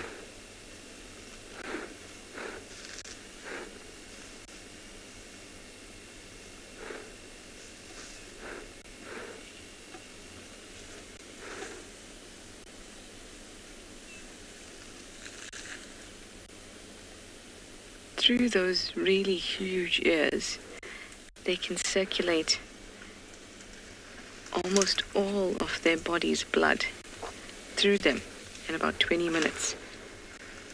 Look at this. Look at this guy here. This is the bull that's following them.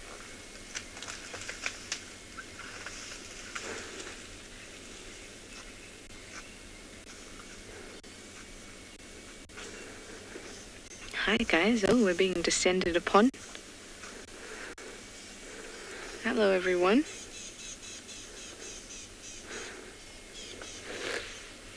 I love this. And what's really nice is that you can see that they came to us.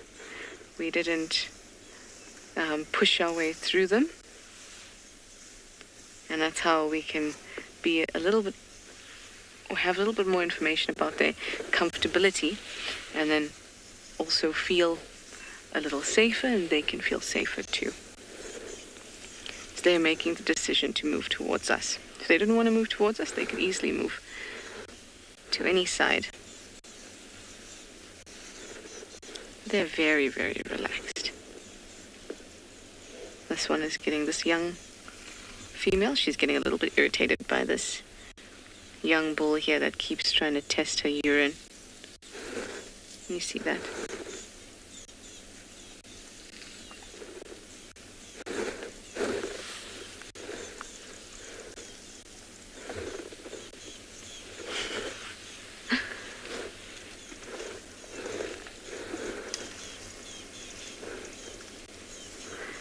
Good morning, Bernie Lulu.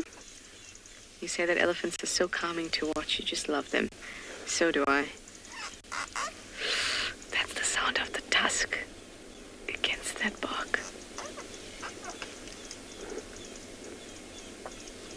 Oh, this is such a treat to watch it so carefully. Watch exactly how they're using that tusk to help them strip the bark of a tree.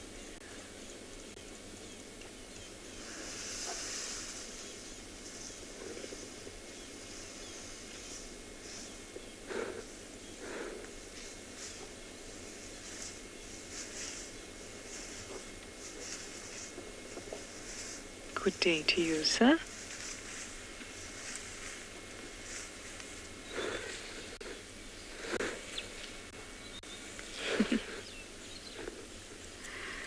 Oh, this is such a nice way to spend the morning. Such a beautiful way. And hello, ma'am.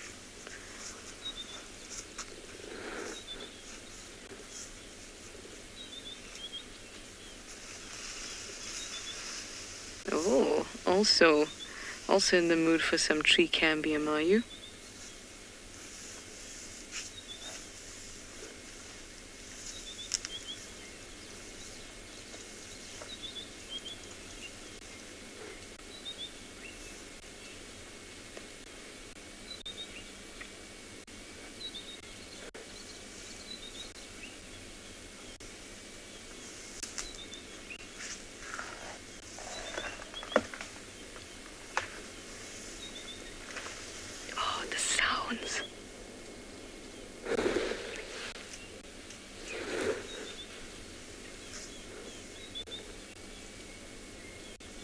Oh, that was sweet. Oh, almost sweet. I thought that she dropped that piece of cambium for the little one to have, but nope. All for herself.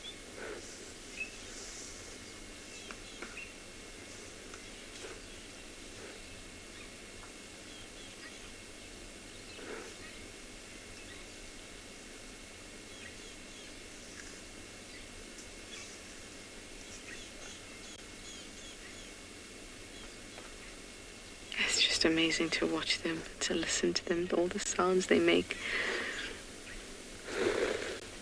Especially when you hear that tusk against that bark.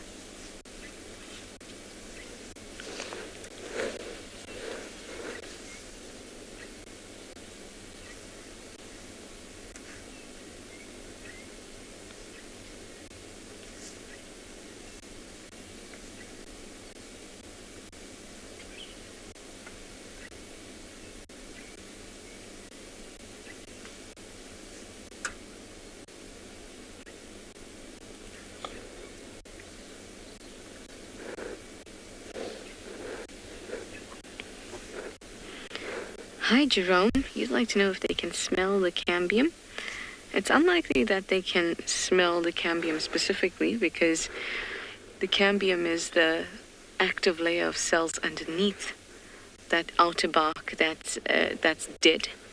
So if it's exposed, they probably could smell it, but if it's intact, they probably cannot. But that's learned behavior. They know where it is. They do have an unbelievable sense of smell, and they do pick up pre-ingestive or pre-digestive cues from trees, so they'll be able to smell if a tree is very tanniny, if it's pulling out or pushing out terpenes, which are highly volatile compounds. That means it evaporates quickly, so it's quite pungent in the air for them. It's a way that a plant would defend itself and also communicate with other plants to tell them that there's a herbivore around.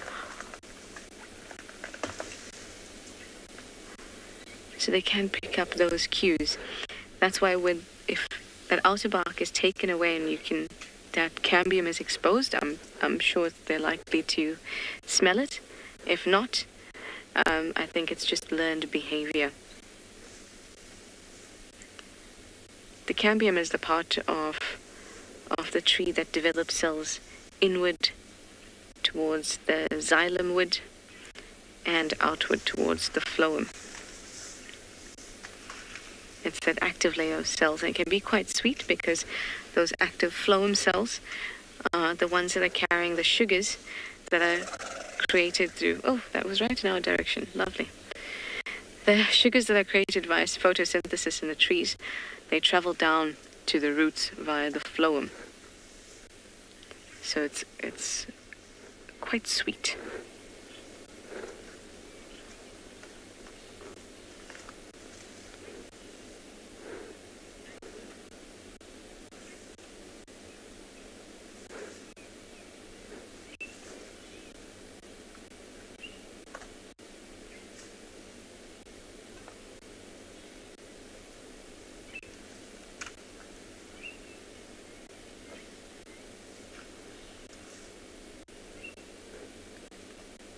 She's really enjoying this.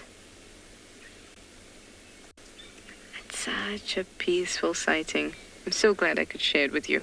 I'm going to stick with them and see what other antics they get up to. I'm going to send you over to Yuan at Tswalu and see what antics he's getting up to for now.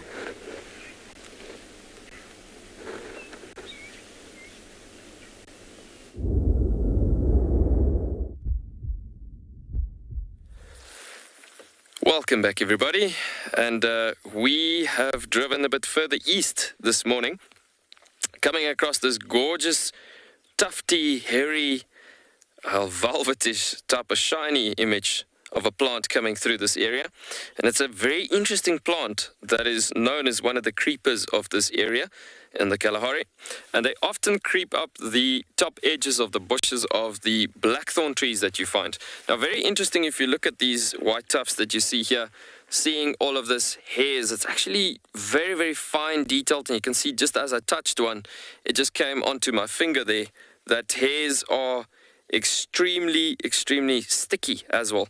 So the stickiness comes actually from the milky white latex that you can see on some of these stems over here to the left hand side here. You can see on these just the white bits and pieces coming out here as well, and that is actually coming from the stems of this particular plant. If I can just bend it over here, but you can see that milky white latex coming off there as well. As you guys were looking at the elephants eating on the cambium layer of some of the trees just now with Tswalu.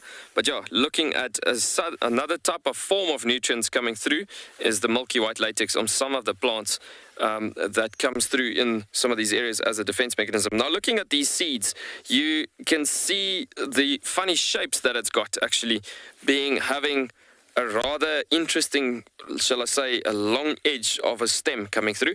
And that is, in Afrikaans, it's called a bobbejaan arm, meaning baboon's arm, or the Tswana local name, and this is in the Kalahari plants books, you'll typically find it in the arid Kalahari plants books as khaba, and that's described as the Tswana name. And basically it comes down to the bobbejaan arm being the creeper, as in you can see on the stems here as well. Check that, how the arms of the stem, or shall I say the sections of the stem over here, coming through, curling up their way up into the bushes and so on, just as a baboon typically would do, gripping onto tree stems and so on. But yeah, very interesting plant if you look at that. Now, these cotton shapes, I just want to grab one of these things. It's got like a floating parachute of these cotton hairy shapes that you see here, and if you look at that, you'll see there's the seed below, just below the umbrella, or the parachute, if I can put it that way. And so if you look at what's happening, if I toss it into the air, you can see it floats, and there it goes as a parachute. So what I'm going to show you is that when these seeds, and it's actually happening right now, when these seeds are drying out quite a bit, it looks like this formation that you see here, and then it will burst open. So I'm going to open it up a bit and literally display what it looks like when these parachutes opens up. So let's hope this works actually as I was planning it. So here we go. Here goes nothing. it didn't really work that well there, but yeah, it should be opening up like that. And then let's see if it works if I toss it up into the air. There we go. There's like a clump going through and so on. But yeah, very interesting. The stickiness will then grip onto some of the stems and so.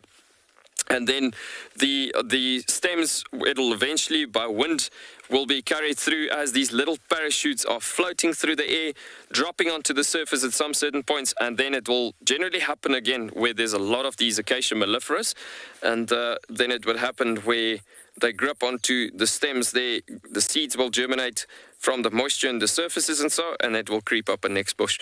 Now, the function of this particular plant is also basically to help recovering an environment, and so, as it's also part of the pioneer plants in this area and so. But yeah, a very cool plant with stunning seeds, cotton ball shaped seeds. And so we're going to continue driving up down the road here and see what other tracks we can find for the morning, see what we can get possibly on lions or cheetah furthermore for the morning.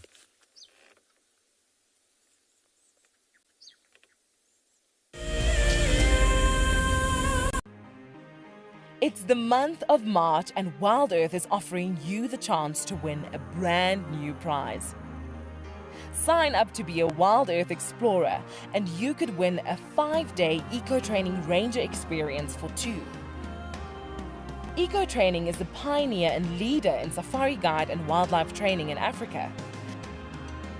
The lucky winners can look forward to approaching dangerous game on foot, tracking and 4x4 driving, learning about animal behavior, and even spending one night sleeping out under a blanket of stars. In addition, you will also get the exclusive opportunity to join the Wild Earth team on the broadcasting vehicle. Sign up to be an explorer now, and it could be you that wins this life-changing experience. Terms and conditions apply.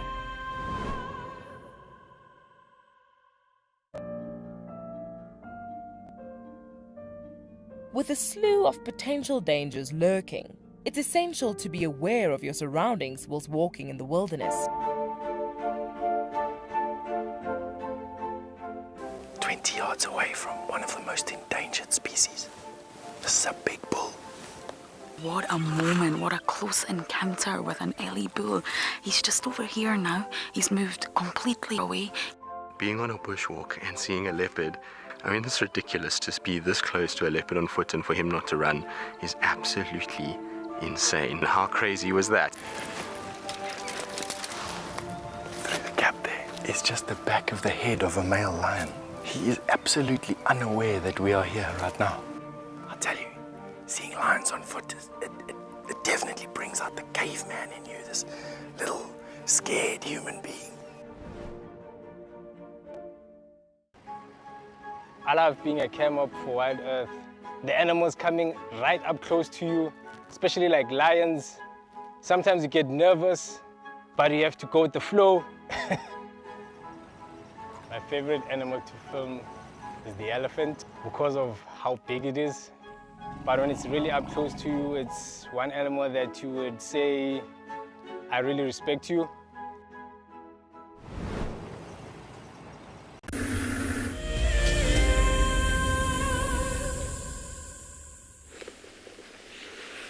We haven't moved at all, but this herd is getting bigger and bigger. There's that little one, look at that.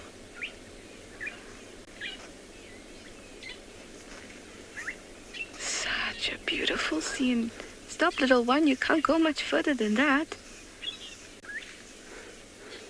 Oh, that is very cute.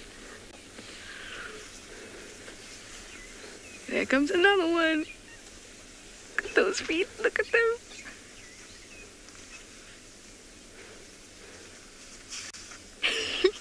That is too cute. Hey, stop. Stop. Hey. Don't come too close. We don't want your mommy to get upset. Yes, you're very big and strong. Very big and strong. That is just the most adorable thing I have seen all week. That is too cute. Too cute. They're so relaxed. Unbelievably relaxed. And we're very lucky and so fortunate to see something like this. I wouldn't be surprised if a couple of them shake their heads at us, especially the youngsters. But they've come straight towards us. No problem. Hi. Hello, you. You're gonna have to go around because you can't come straight at me. No. You're gonna have to go around. Yep.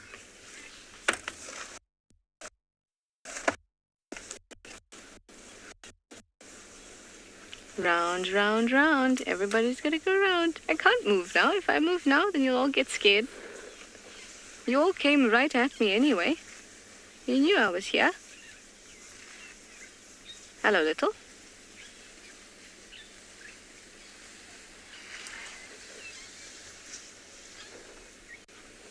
We are just very, very fortunate. This is one of the nicest Ellie sightings I have ever had.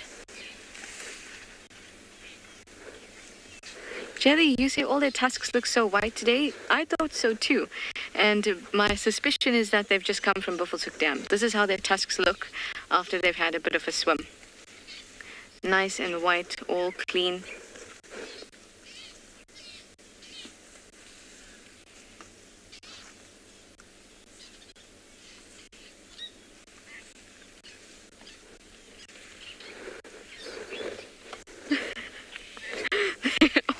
All around us. So relaxed, guys. I'm just going to be quiet. Oh, I'm not going to talk to you. I'm going to talk to them if I need to.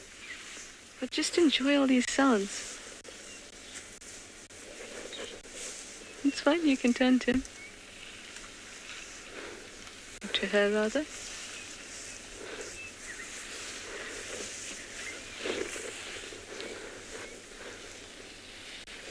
Hey, are you playing hide and seek with me? Hey, no, don't touch. No, don't touch. Don't touch. Your mommy's gonna be very upset with me if you come touch this car. No. You and your friend have to turn around. There we go. That is for the females in this herd to be so relaxed to let this youngster come up and almost touch the car. That is unreal.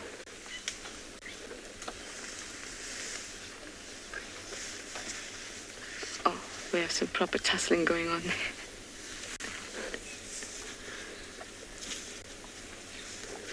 It makes you feel really good when elephants seem to trust you.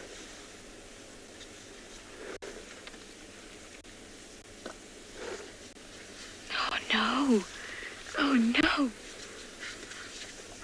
It's all fun and games until somebody's trunk gets stepped on or somebody's ear gets stepped on.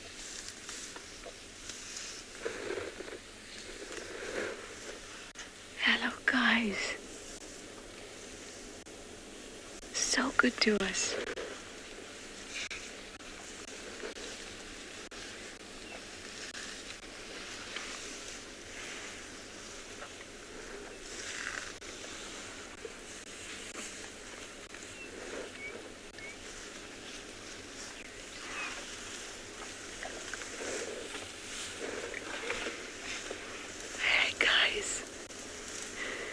It's always a great indication that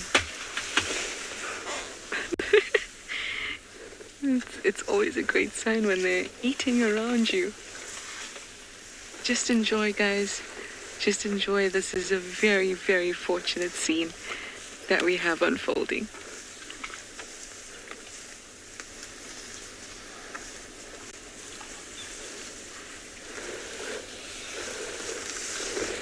This is the closest I've ever had any youngsters come to this vehicle. I think, again, this is testament to the fact that if you hang back and you let them move towards you, then you can be very fortunate with the types of sightings you can have with them because they choose to come here. They know where you are, and they are trusting you.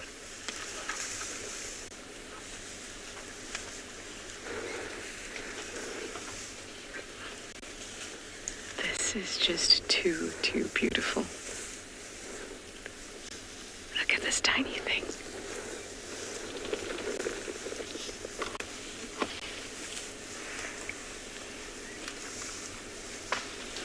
Hi, yes, I've seen you. Good morning.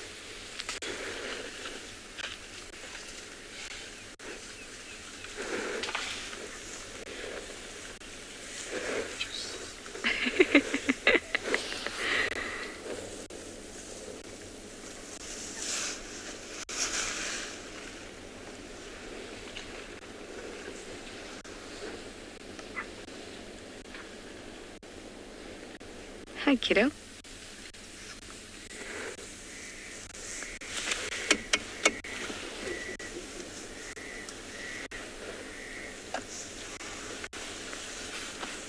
Hi. There's a girl behind us trying to touch him, Paul. She's trying to touch our Ariel. This is gorgeous. They're so relaxed and so comfortable. Didn't even display, not a bit. And you see, when they're so relaxed, I don't even need to raise my voice. Just tap a little bit, lift up my hand, and that's sufficient. Because they're so relaxed. Makes me so excited, makes me so happy. I think they must love my blankie today. Must be the blankie I've been using to, oh, look at this, to keep myself warm. The elephants must enjoy it. I'm just so surprised that the one behind you, Paul, she touched the Ariel just behind your head.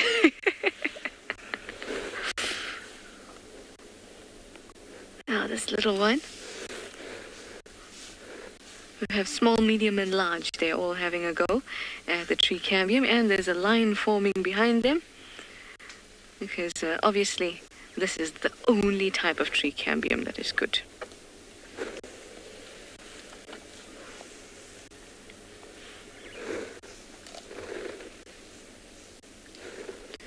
This is unbelievable. One of the best elephant sightings I've ever had, and I got to spend it with you all too. Beautiful.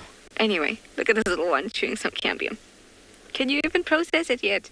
Okay, anyway, let me send you over to Mike at Pridelands. He's found another large herbivore.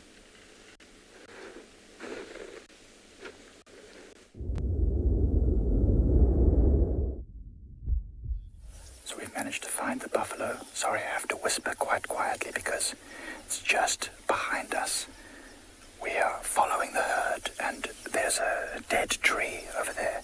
Just in front of that dead tree, closer to us, is a buffalo lying in the mud. Now there's a little bit of a mud wallow closer by that you can just see. This is, in fact, where we had some elephant encounters a couple of days ago. So animals obviously know that this is an area where there's lots of mud and moisture and green grass. So, unlike Trish's elephants, which she feels very comfortable to be all around, an animal like this, a lone buffalo bull, lying in a mud wallow, is literally what everyone who's a trails guide says. Be very careful because you might be walking, the buffalo sleeping in the mud, and you just stumble across it. In fact, we were very lucky to spot it. It just happened to be standing up at that moment, and then it lay down again. Now, as the sun goes up, the wind starts to do funny things and change position. We've got a nice leadwood tree behind us that's fallen. It's a perfect place for us to go and take shelter should the buffalo smell us and want to come and investigate. Now, these old buffalo bulls are often called dugger boys. And dugger in South Africa is a slang term for cement because of that mud that cakes their body and turns into this hard, crusty, cement-like substance. And they do that because as they get older, they lose their fur and they start to become bald, and they need that. I can hear them rumbling in the background. They need that to protect themselves from the sun and insects. There's a lot of rumbling and grumbling behind us. What we're going to try and do is probably see if we can move around a little bit, not getting any closer to this buffalo, but trying to see if maybe we can glimpse it lying in this mud wallow from a different angle.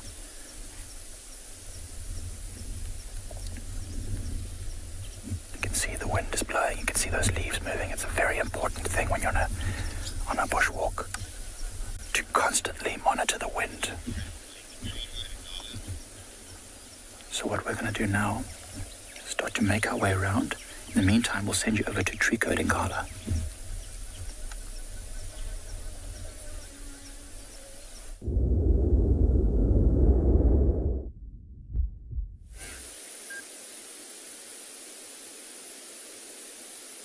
So we've just came across these giraffes right in front of us.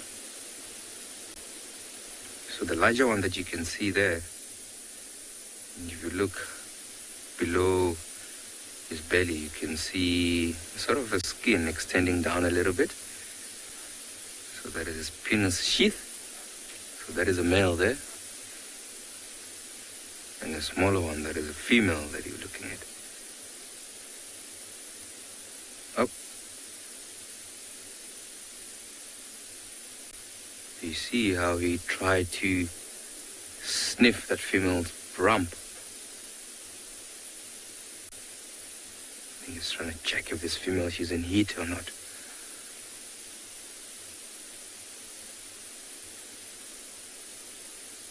I think let's try to wait a little bit and see if maybe he's going to try to mount her. All right, we're just going to keep on driving and follow them. It'll be quite interesting to see her, or see him rather, mate with her.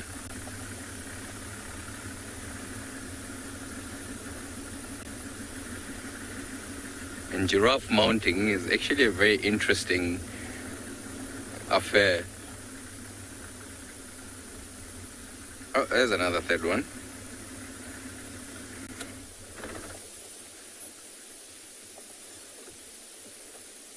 But I don't think you guys did see it because it's in a thicket here on the right-hand side. But we're just going to keep on looking at these ones right in front of us. Oh, there he is. Keeps on following. Let's move a little bit more.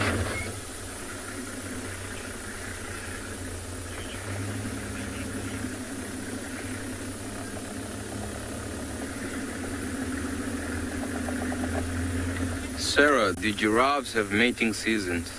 Sarah, I think it's just happened randomly. There's no sort of specific season where they will mate. I'm trying to pull back a little bit and see if maybe we'll get a better view of them. Let's stop here and have a look.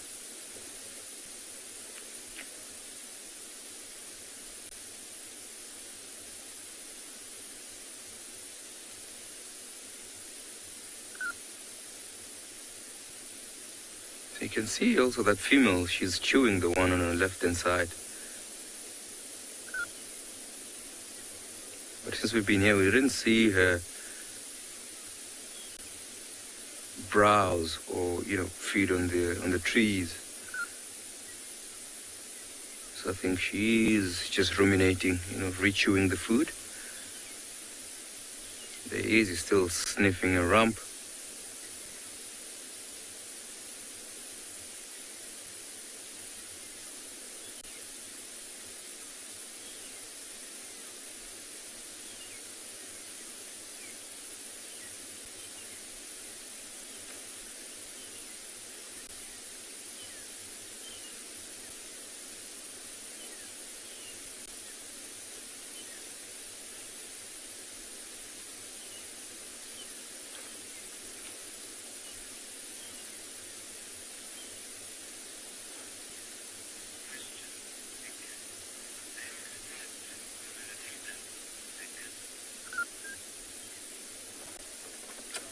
Lincoln, I'm glad you can join us on this beautiful morning.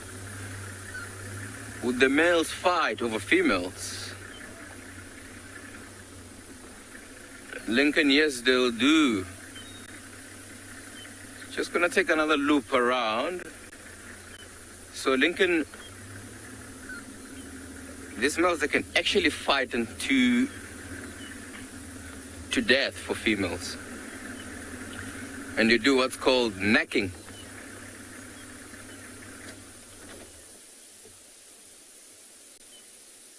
where they will just swing their necks at each other.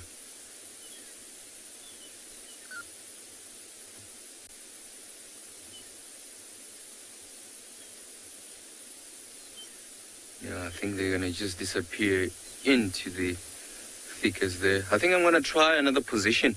We're gonna go back and try if we can see them again.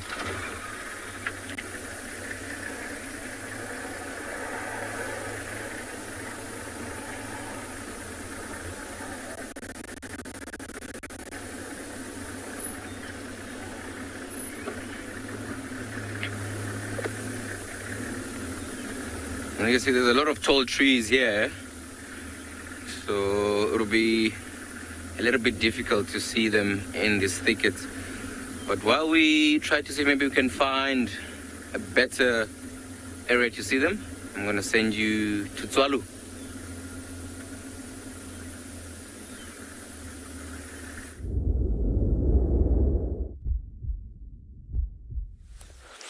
Welcome back, everybody. And as you can see, we're on a set of tracks here. There's a lovely, lovely, beautiful track that I'm circling in here that you can see coming through here. And we've driven this entire area flat out this morning trying to find this lioness with her cubs. And if you think about 2 mornings ago, we were trailing this lioness's tracks. And so she's gone into an area that we just couldn't reach her. And so, but yeah, very nice that you can see the back lobes on this track and basically seeing these toes on this track that you can see there. So this is the lioness's tracks, but very cool to see the little cubs. I'm going to try just reach here quickly. You can see the cubs, the 3 little lobes, 1, 2, 3, and then you got the toes, 1, 2, 3, 4 over there of this cubs coming through. Now in comparison between the two, there's another lovely one of a front paw of this lioness's cubs that's been coming through here. Now, like I said 2 mornings ago when we were trailing them, this is very, very small cubs actually that we're looking at here. So yeah, very, very cool set of tracks, very fresh from early morning hours, I'd say, with the sharp moonlight that was shining last night. So yeah, definitely a very nice set of tracks to follow for the morning. We're gonna try again for attempt number 2 and see if we can continue with these tracks, see where they go into, and get a strong possibility, hopefully, for these tracks coming through. So they are walking more or less on the similar route as what we had the other day, trying to follow up on them and so, but yeah, very, very cool to have this fresh set of tracks coming through. So we're going to see if we can get some luck this morning happening. We're going to send you back over to Trish.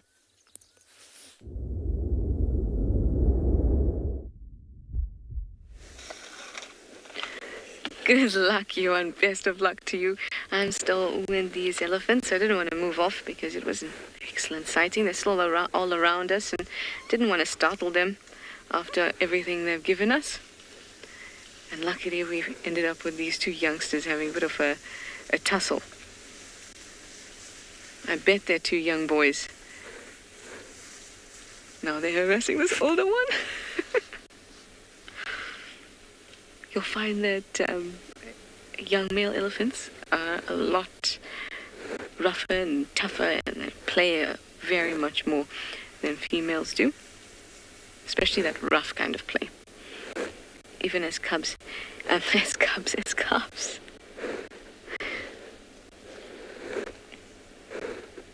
Off they go. Got called off by somebody. Or chased off.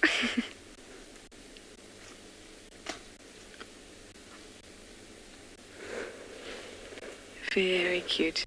Now the majority have moved behind us. Hi, Tyler. You'd like to know if all these elephants are related? Yes, it's very likely all these elephants were related. Besides the big bull that initially broke the bark and tried to get to the cambium of this tree here. Initially, that first bull that did it, he's most likely not related to this herd. He looked like he was probably in his mid to late 20s. It's not a very old bull. but he would not be related to this herd. He'd be following this breeding herd. So this breeding herd would consist of females and their male and female offspring.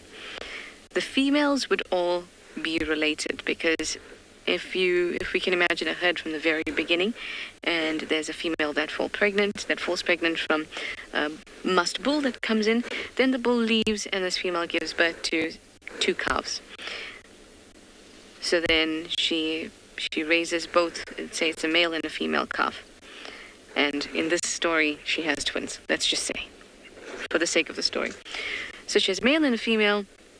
5 years later, she has another female calf. 5 years after that, she has another male calf. And then that first calf has another female. So the males would have dispersed, but her daughters and her granddaughters would stay in the herd. And that's how the herd gets larger and larger and larger. And then those that are of childbearing or calf-bearing age continue to give birth. So all the females within that herd are related. And all the calves in that herd, by some extension, even the male calves, obviously. It's just that those male calves will then disperse. But all the females will be related. Whether it's mother, grandmother, daughter, aunt, sister, they'll all be related.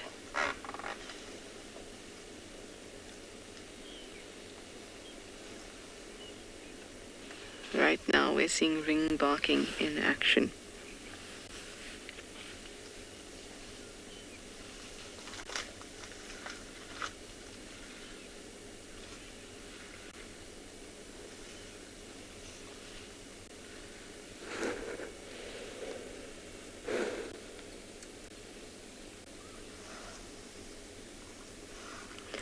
Hi Elizabeth, you say these sounds are so cool. Don't you think so? I do too. It's one of my favorite things with elephants, to just sit and listen to them, because they make these sounds that are so huge, such big sounds. I could never make sounds like this. You could never make sounds like this. I love it. I'm glad you appreciate it too.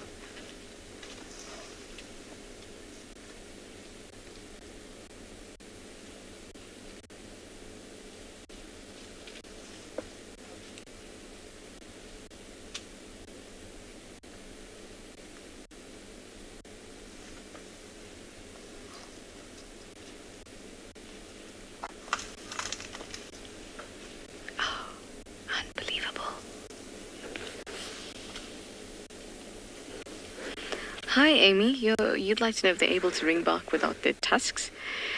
They are. It's just much slower. So you can see, Amy, that the tusk kind of wedges between the outer bark and the main woody bits. So it's easier to kind of pull along. But they do use their trunk to pull too. So if they were going to ring bark without the tusk,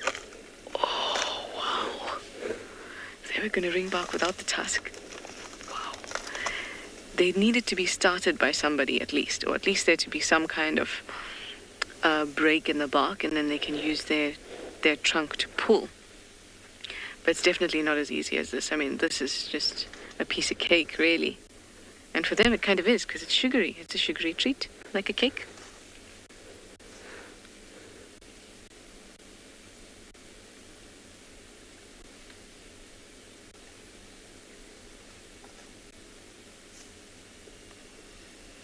So if this tree gets ring-barked all the way around as we see it right now, I'm going to make a note of the date. And we're going to see for how long it stands after that. Because once that happens, we know that nutrient or sugar, any of the sugars that are used, that are created through photosynthesis, won't make it to the roots. Water from the roots won't make it to the leaves. Oh well, the water still will, because the xylem's still intact, but the sugars won't. So let's see how long it will stand. I hope the best for this marula, though, that all will be good and that it won't be ring-barked, but also this elephant looks quite determined. So let's just see what happens. Either way, we will learn from it, no matter what happens. Whether it's the demise of the tree or not, we will learn from it.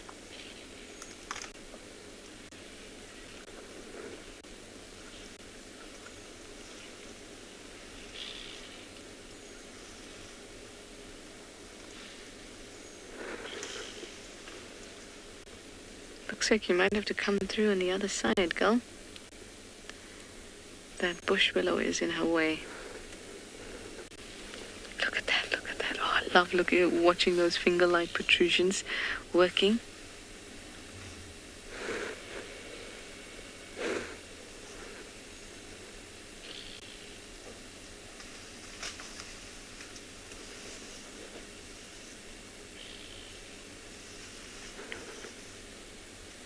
That's a clever girl.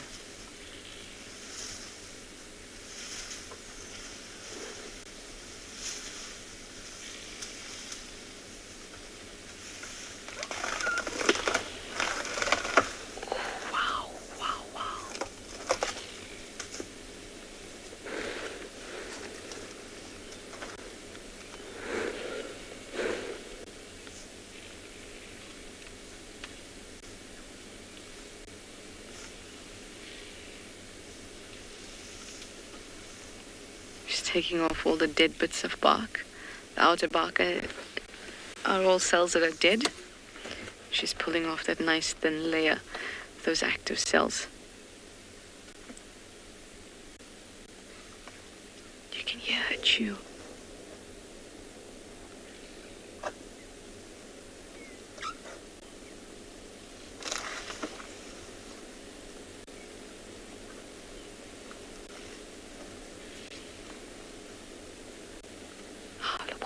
Watch this, how she pulls the thin layer that she's after. You can do it.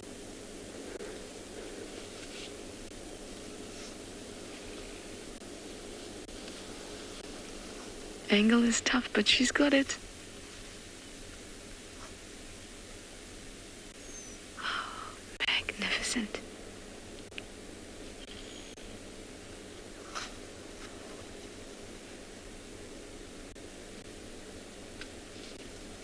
The dexterity and strength that we've witnessed today is just incredible. Absolutely.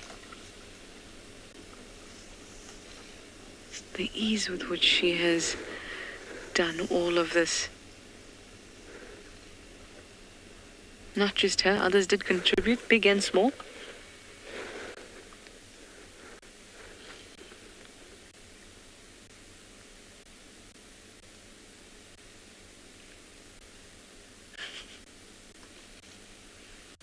Like she was trying to figure out if she actually likes this piece or not. I saw the tiny one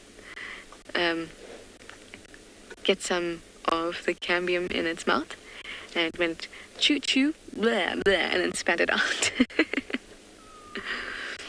Very sweet. Well, I think we might. Did you hear that?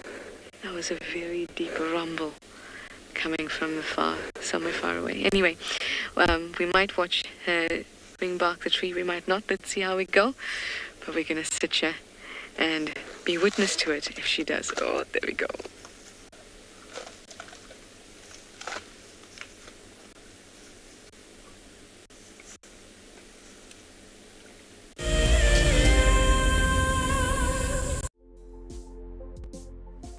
On the 27th of April, Wild Earth will be turning 14 years old, and we wouldn't be here if it wasn't for all of you. And to celebrate, we will be finishing the beautiful book that we started last year that looks at the history so far. But we do need you to be part of it. Please submit your most memorable sighting, or what Wild Earth means to you, or even just your name and a comment to be included inside the book.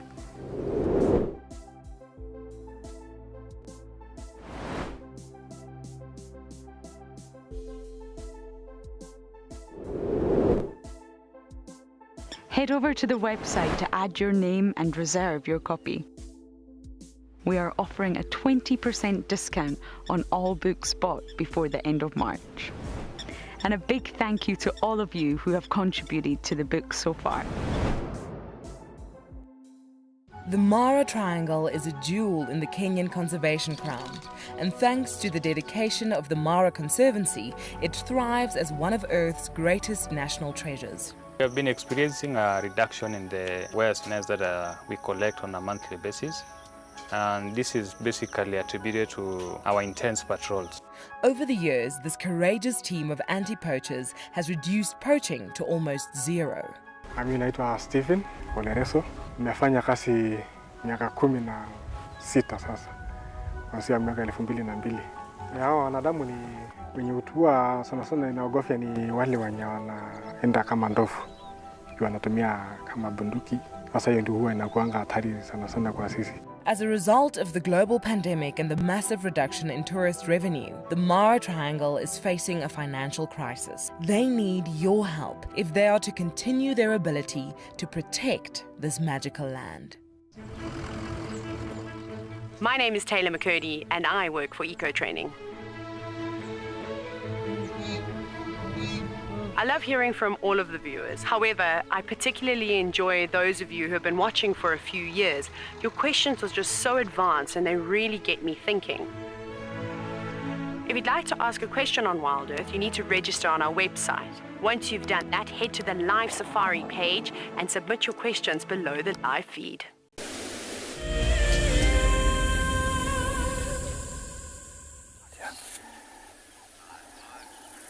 So as you can see, we found those buffaloes. They're approaching us, and they certainly know that we're here. We were in some thickets trying to get close, or we were walking along the road through a thick area, and we stumbled into them very close. So we decided to move out. They hadn't seen us yet, and we stood somewhere where it's a bit more open, so that at least they're fully aware that we're here, and that way they're likely to move around us rather than towards us. We were downwind of them, so they couldn't smell us. And that put us in a bit of a tricky situation. Sometimes you actually want animals to smell you and know that you're there, so they don't stumble into you blindly. There's a couple more coming down the road there, Niels. Quite a nice view. So you can see it's a whole herd. In fact, that's the blonde female. That's the blonde female that we saw giving birth a few months ago. Or we saw her just after she gave birth. She's got that blonde, beautiful tail. So it's the same herd that often is around Pride Lands, and so they come to the dam at Ndlovu Dam near our eco-training camp quite frequently. And so they're quite used to seeing people moving around the camp on foot and around the dam. You can see one bull is now standing there amongst the thickets, so they're quite spread out, but they've sort of stopped at the moment. We're on the southern end of Impala Plains, and it's quite likely that these buffaloes will want to move onto Impala Plains. So we'll move out of their way soon, just so they can keep moving forward.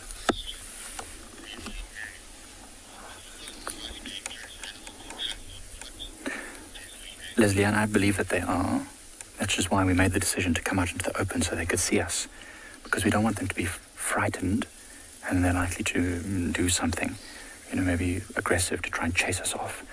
Right now, as we stand here, the whole herd is in front of us and they've sort of stopped. And now some of them are still feeding, which just means that they're used to us. They're okay with us being here as long as we don't go close and approach them. Generally speaking, and we can't say this is always going to happen, generally speaking, buffalo herds will investigate and then move off quietly away from danger. The buffalo bulls, like that one that we had in the mud wallow earlier, that's the one that we really don't want to come into contact with. When the bulls are part of the herd like this, they're likely to stick together. Safety in numbers. It wouldn't make any sense for them to break out of the group just to come investigate us or chase us away, especially that they know what we are. If they just got our scent or saw movement, they might do that. But now that they see us clearly, they're unlikely to approach us any closer. But that being said, we're always aware of what's behind us, that if we need to move behind some cover, we can do.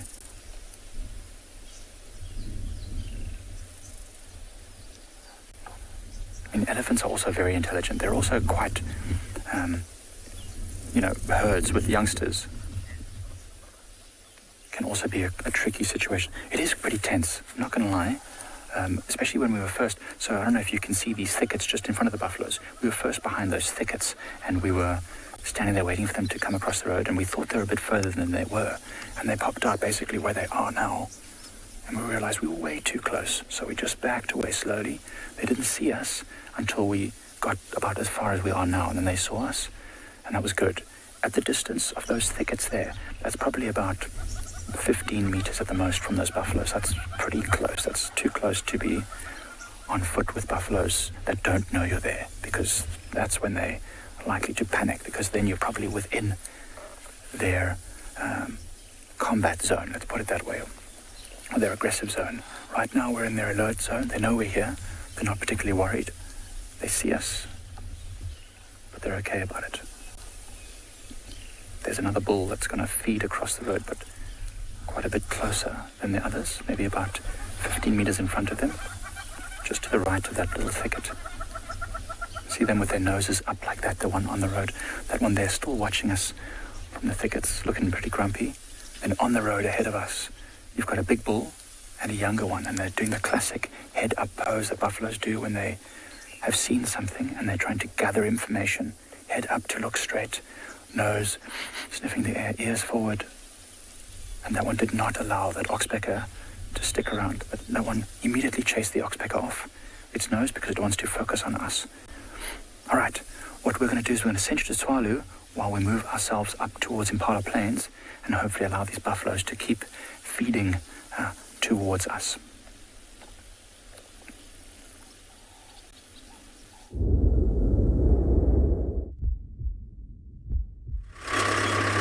Welcome back, everybody. We are just taking a slow bumble down this road.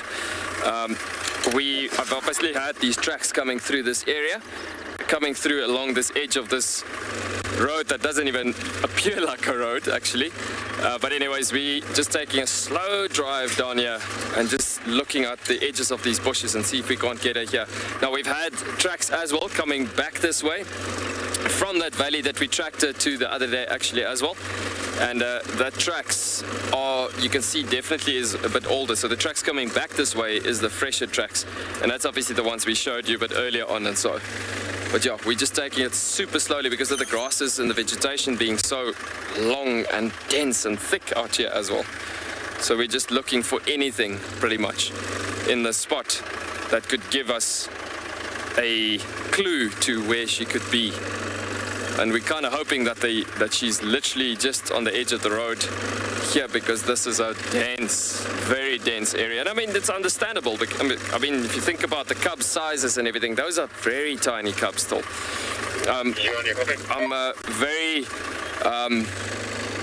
very surprised that they're actually not hidden in a dense site yet. But the thing is, in the Kalahari, desert animals, especially the desert lions, they shift out of dense sites pretty early on their lifetime, because it comes down to a situation they need to introduce those cubs fairly early to progress in the size of the lion pride.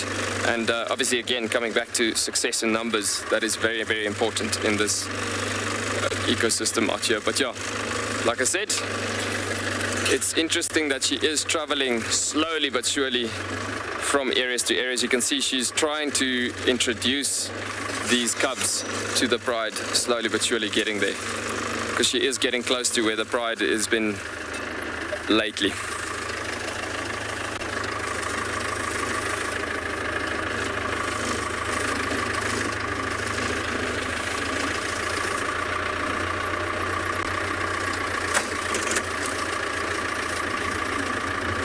Kendra, you are wondering if all these mountains have names? Yes, they are very iconic mountains in this southern Kalahari region. It's also the only mountains that you find in the Kalahari.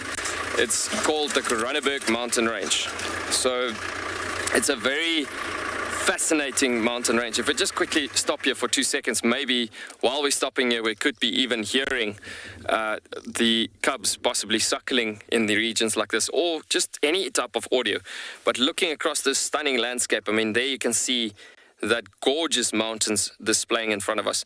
Now, just speaking of which, talking about the mountains and so, you can see there's a lot of peaks on these mountains and a lot of loose rocks. And some areas that you drive, it really looks like a pile of rocks actually just dumped. But it truly is coming down to the amount of pressure that's been forced onto the rock crust and the earth's crust in this area, being the parent rock material, the quartz and the quartzite, and that being if you put force and pressure from tectonic plate shifting that has been happening in this area, then it crumbles quartz and quartzite, and that's why it actually formed the rocky structures of these mountains. But also then the peaks of the pressure points where we're panning over to there now is actually where two plates came together, and there it makes a proper trough in the southern end that we're looking at there. And it's two plates that was gliding into each other and crashing into each other, forming up this gorgeous landscape that we're looking at. But also from the point of view of having the peaks, that is showing you how much pressure points were happening there. And especially where we're panning over to now, that is so cool, seeing all those peaks coming through from all the pressure that's been happening. But yeah, a tectonic plate shifting that was happening years and thousands of years ago. Very beautiful.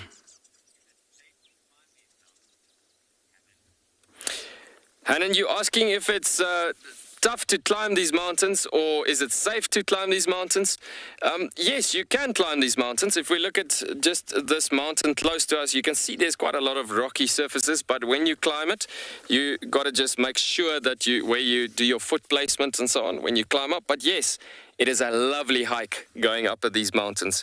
You can see the boulders and the rocks on these mountains, the typical quartz rock material that is displayed there. But yeah, it could be tricky walking in certain sections, but yeah, especially if you find the Hartmann's mountain zebra game trails and so, you could easily get to the point where you could walk fairly safe, well, pretty safely actually, because the mountain zebra have actually game trails that goes up there that is actually like very, very pronounced fine crust rock as they were walking over these rocks in the mountains.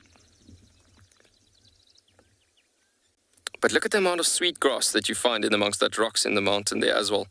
And that is possibly what that lioness, okay, yes, she's finding a nice amount of hiding places here for these cubs and so, to tuck them away in these boulders and these rocks, to hunt safely on the possibilities and the likes of mountain zebra being in this area as well. And lions in this area like to chase animals into these unstable surfaces. And that is how the Kalahari lions, especially in the Koranenberg Mountains, in the Green Kalahari, likes to hunt to success, which actually lifts the successive rate to a good 45 to almost 50% in killing rate, which is pretty high for lions actually. I mean, lions don't do so well in their successive rate, but also again, coming back to the size of the pride and how long they have invested in that territory, how long they've stayed in that area, how well they know the landscape, everything will comprise up to a great successive rate coming through there. But yeah, looking at this gorgeous image, just showing you how beautiful that is actually, seeing the amount of grasses in amongst the rocks, giving us a good idea of the amount of life that comes through here. And obviously a stunning landscape and a perfect ecotype for these mountain zebra slash specifically having these desert lions coming through in these areas. Just so beautiful. We're going to be sending you in the meanwhile back over to Trico.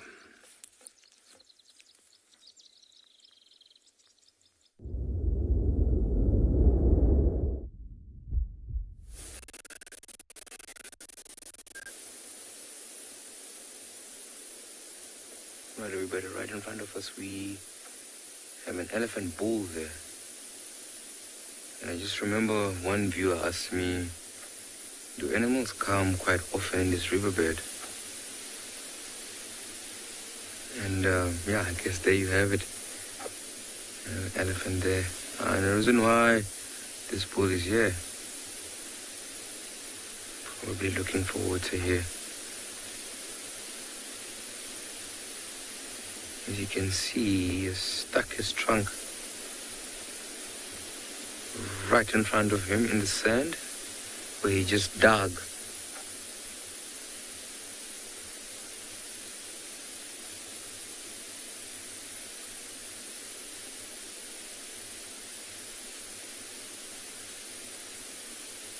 As you can see,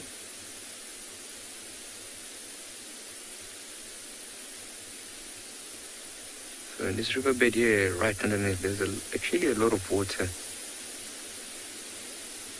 So what these elephants will do, they'll come down here, they'll have a little dig. It's actually how they find the water is actually is through smell. They can actually smell the water from the ground, and they'll start digging.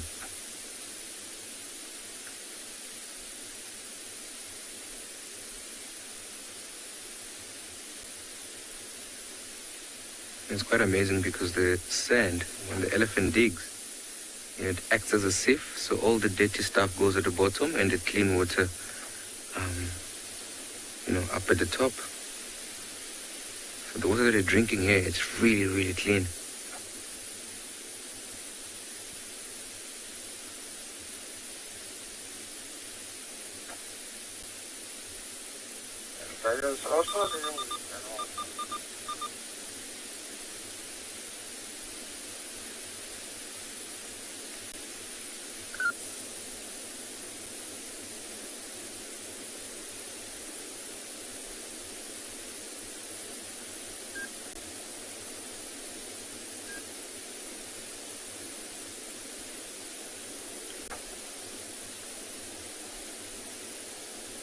It looks like this particular elephant is enjoying his spot.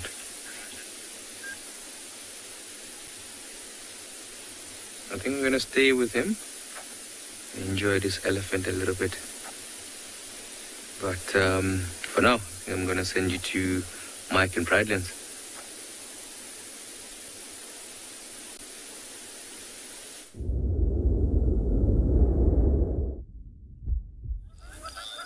What you're seeing there is an absolute cauldron of vultures slowly ascending. They came down quickly into that area, and we rushed into the open of Impala Plains to try and see if we could see what they were coming down for. But it must have just been a thermal that they were trying to get to, because they seem to be rising again now. But when we first saw them, they were far away, and then they just came quickly down to Pridelands. I think that's probably somewhere near the eco-training camp. And now they're rising again. The big open area next to eco-training camps called zebra clearings. And I think that's probably where those vultures are getting their thermal from, somewhere around there. Absolutely incredible. Now, I don't know if you can hear, just behind us, there are some southern ground hornbills also calling. So it's pretty awesome. We're surrounded by cool bird activity. The buffaloes are just over there. We can't see them yet. There's a bunch of impalas through behind us. Some zebras that just ran off. The place is alive with all sorts of activity. Can you hear the hornbills? Southern ground hornbills. I'm going to try and see if we can get a view of those hornbills as soon as we can. At the moment, we're just going to wait here a little bit longer.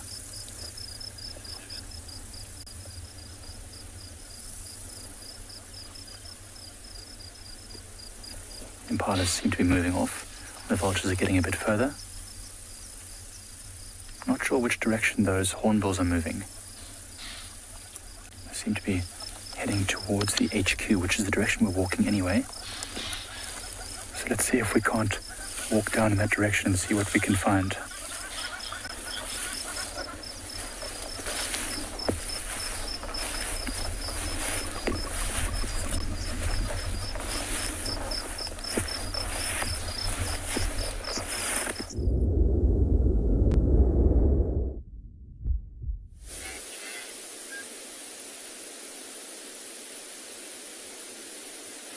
So this elephant has actually, changed its spot. It had a little bit of a digging just behind it and was drinking from there, and all of a sudden it moved and digged another hole.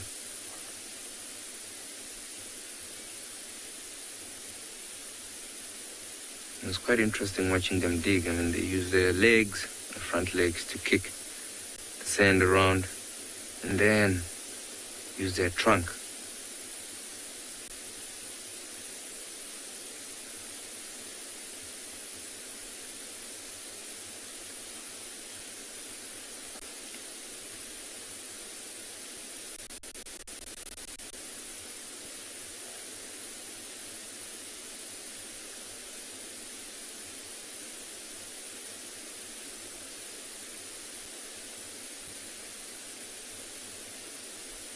For me, I think it's a little bit strange.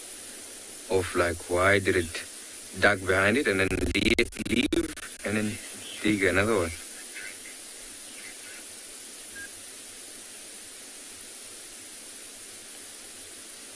Welcome, Lisa. I'm glad you can join us. I believe your question is this water healthy for humans to drink? The answer is yes. I can only say that because I'm right now speaking for myself. I've tried it before, I've drank it before, and yeah, it's completely safe. And it's very clean as well.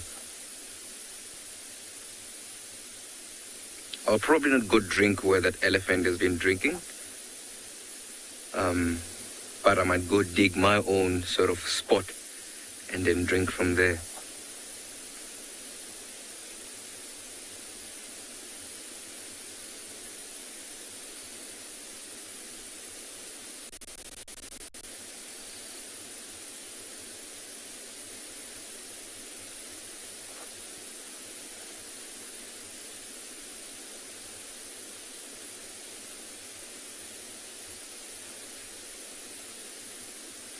You can see, if you see right on the sides of his forehead, you'll notice this particular bull has dents on his temple.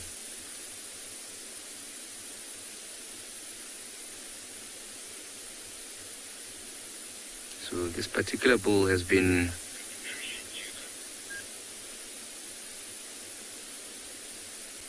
here for quite a while. A bit of an older bull, so I would say maybe around 25. It doesn't look like a very big elephant though. I mean, I've seen bigger elephants than that.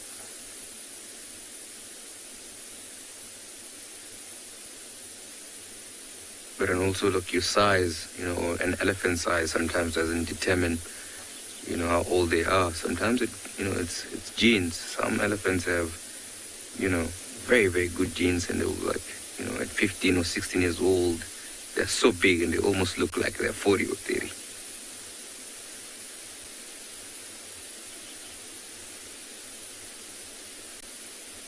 But I'm just gonna sit here quietly and just enjoy this elephant in front of us.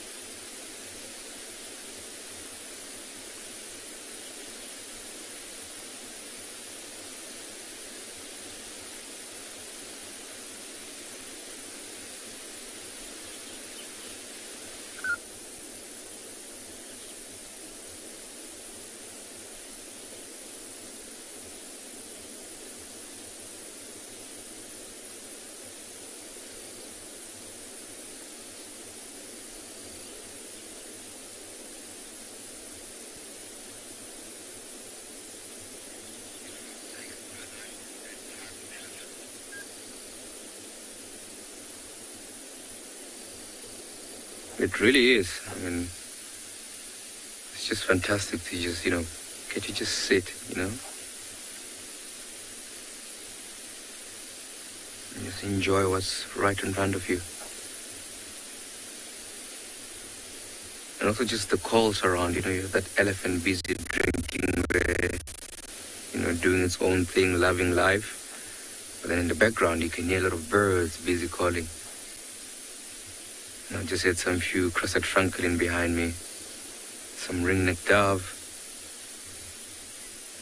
some black-backed puffbacks as well. So yeah, it's quite nice.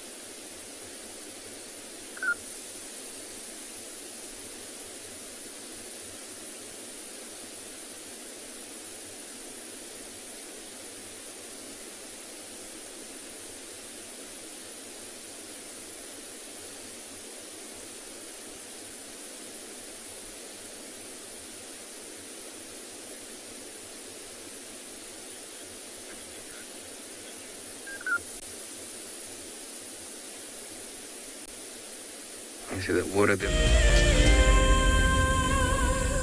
So in 1998, we had this idea to go and put a live web camera on a waterhole somewhere in the Sabi Sands next to the Kruger National Park. And I approached just about every single landowner and everybody thought I was completely crazy until I met Yuri and Pippa Moorman.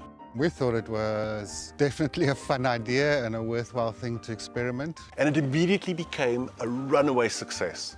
And it gave people all around the world the opportunity to watch a little piece of Africa day and night. Back in 1998, it was the very early stages of the internet. And all we were able to do was to get a 30-second refreshing JPEG out of that camera. But over time, what we began to do is focus more and more on trying to develop this concept of giving people the opportunity to go on safari.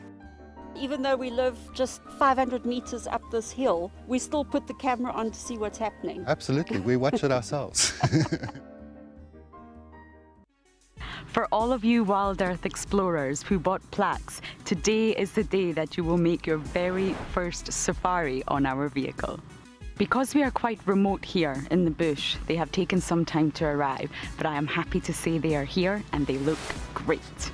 Marcel has spent the day attaching them. Let's take a look. Before we mount these nameplates, we just give a light dusting of green paint.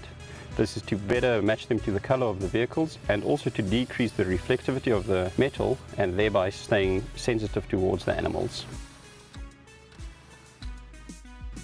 Bumbo crew, hopefully Dan Black, Liesel Apgar and Alicia George.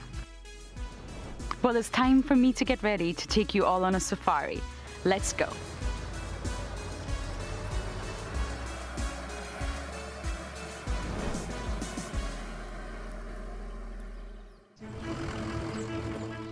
My name is Taylor McCurdy and I work for Eco Training.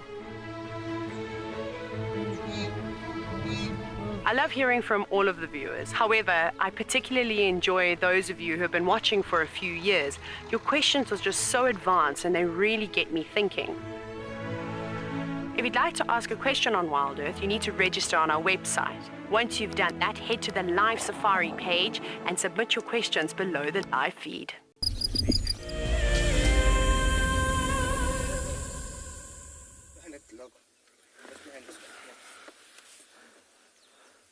Welcome back, folks. So, success is in the building.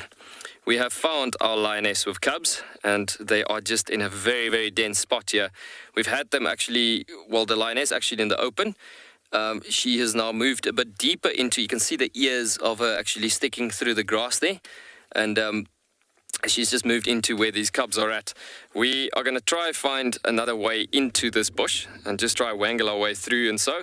But yeah, stunning to see, to have finally found after 2.5 days tracking, and then suddenly here we have her. Just so beautiful. I mean, at the moment it's just, we're seeing just ears sticking out of the grass there, but you can see, as I was saying earlier on while we were tracking this lioness, she's still at the moment, you can see, still in a strong possibility of hiding them quite nicely and so on. So BK has just had visual of the cubs actually in this bush in front of us. It's a very, very difficult spot here at the moment, but what we're going to do is we're going to just try find a gap here somewhere. We have her location. It's on a pretty good spot for good reception as well, so we're going to just try find a way to maneuver through here. All right. But we're so happy that we finally found this lioness. It took a bit of long days, a bit of hard work, but there it is. We finally have made it. Only gap there, hey? Okay, let's just try and see if we can't get another gap here, maybe.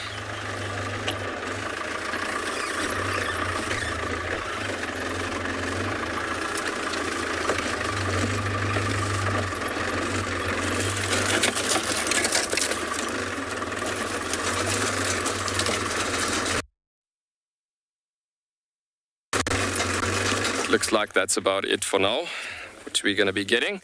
We'll just have to wait and see. This bush is so dense and I don't want to necessarily push around here too much. It looks like this lioness has just tucked herself into there. I think I just had a visual of one of the cubs moving in the bush there as well.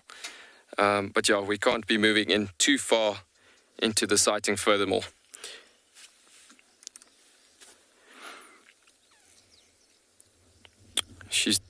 Looks like she's just gone and relaxing in that spot there. It's a bit of a difficult spot with the sunlight shining on those bushman grasses quite a bit with trying to find the image of this lioness.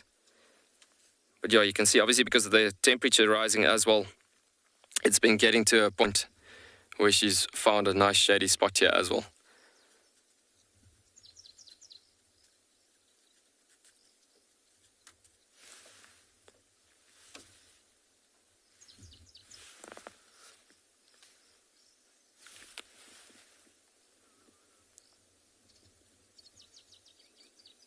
Just beautiful.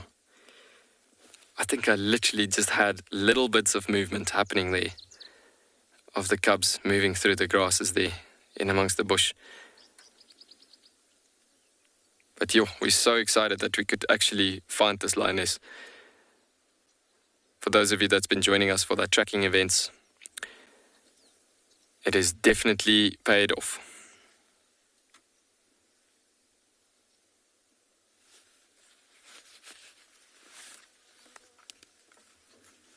So we're just going to sit and wait a bit and see what happens with this lioness.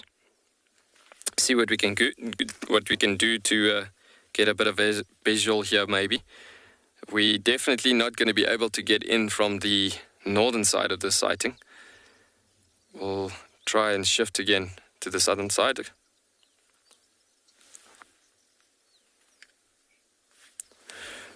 Right. So it looks like she has actually gone lying down quite a bit. And so folks, remember to join us for this evening's drive, the sunset drive this afternoon at 3:30 till 7:30 this evening, Central African time.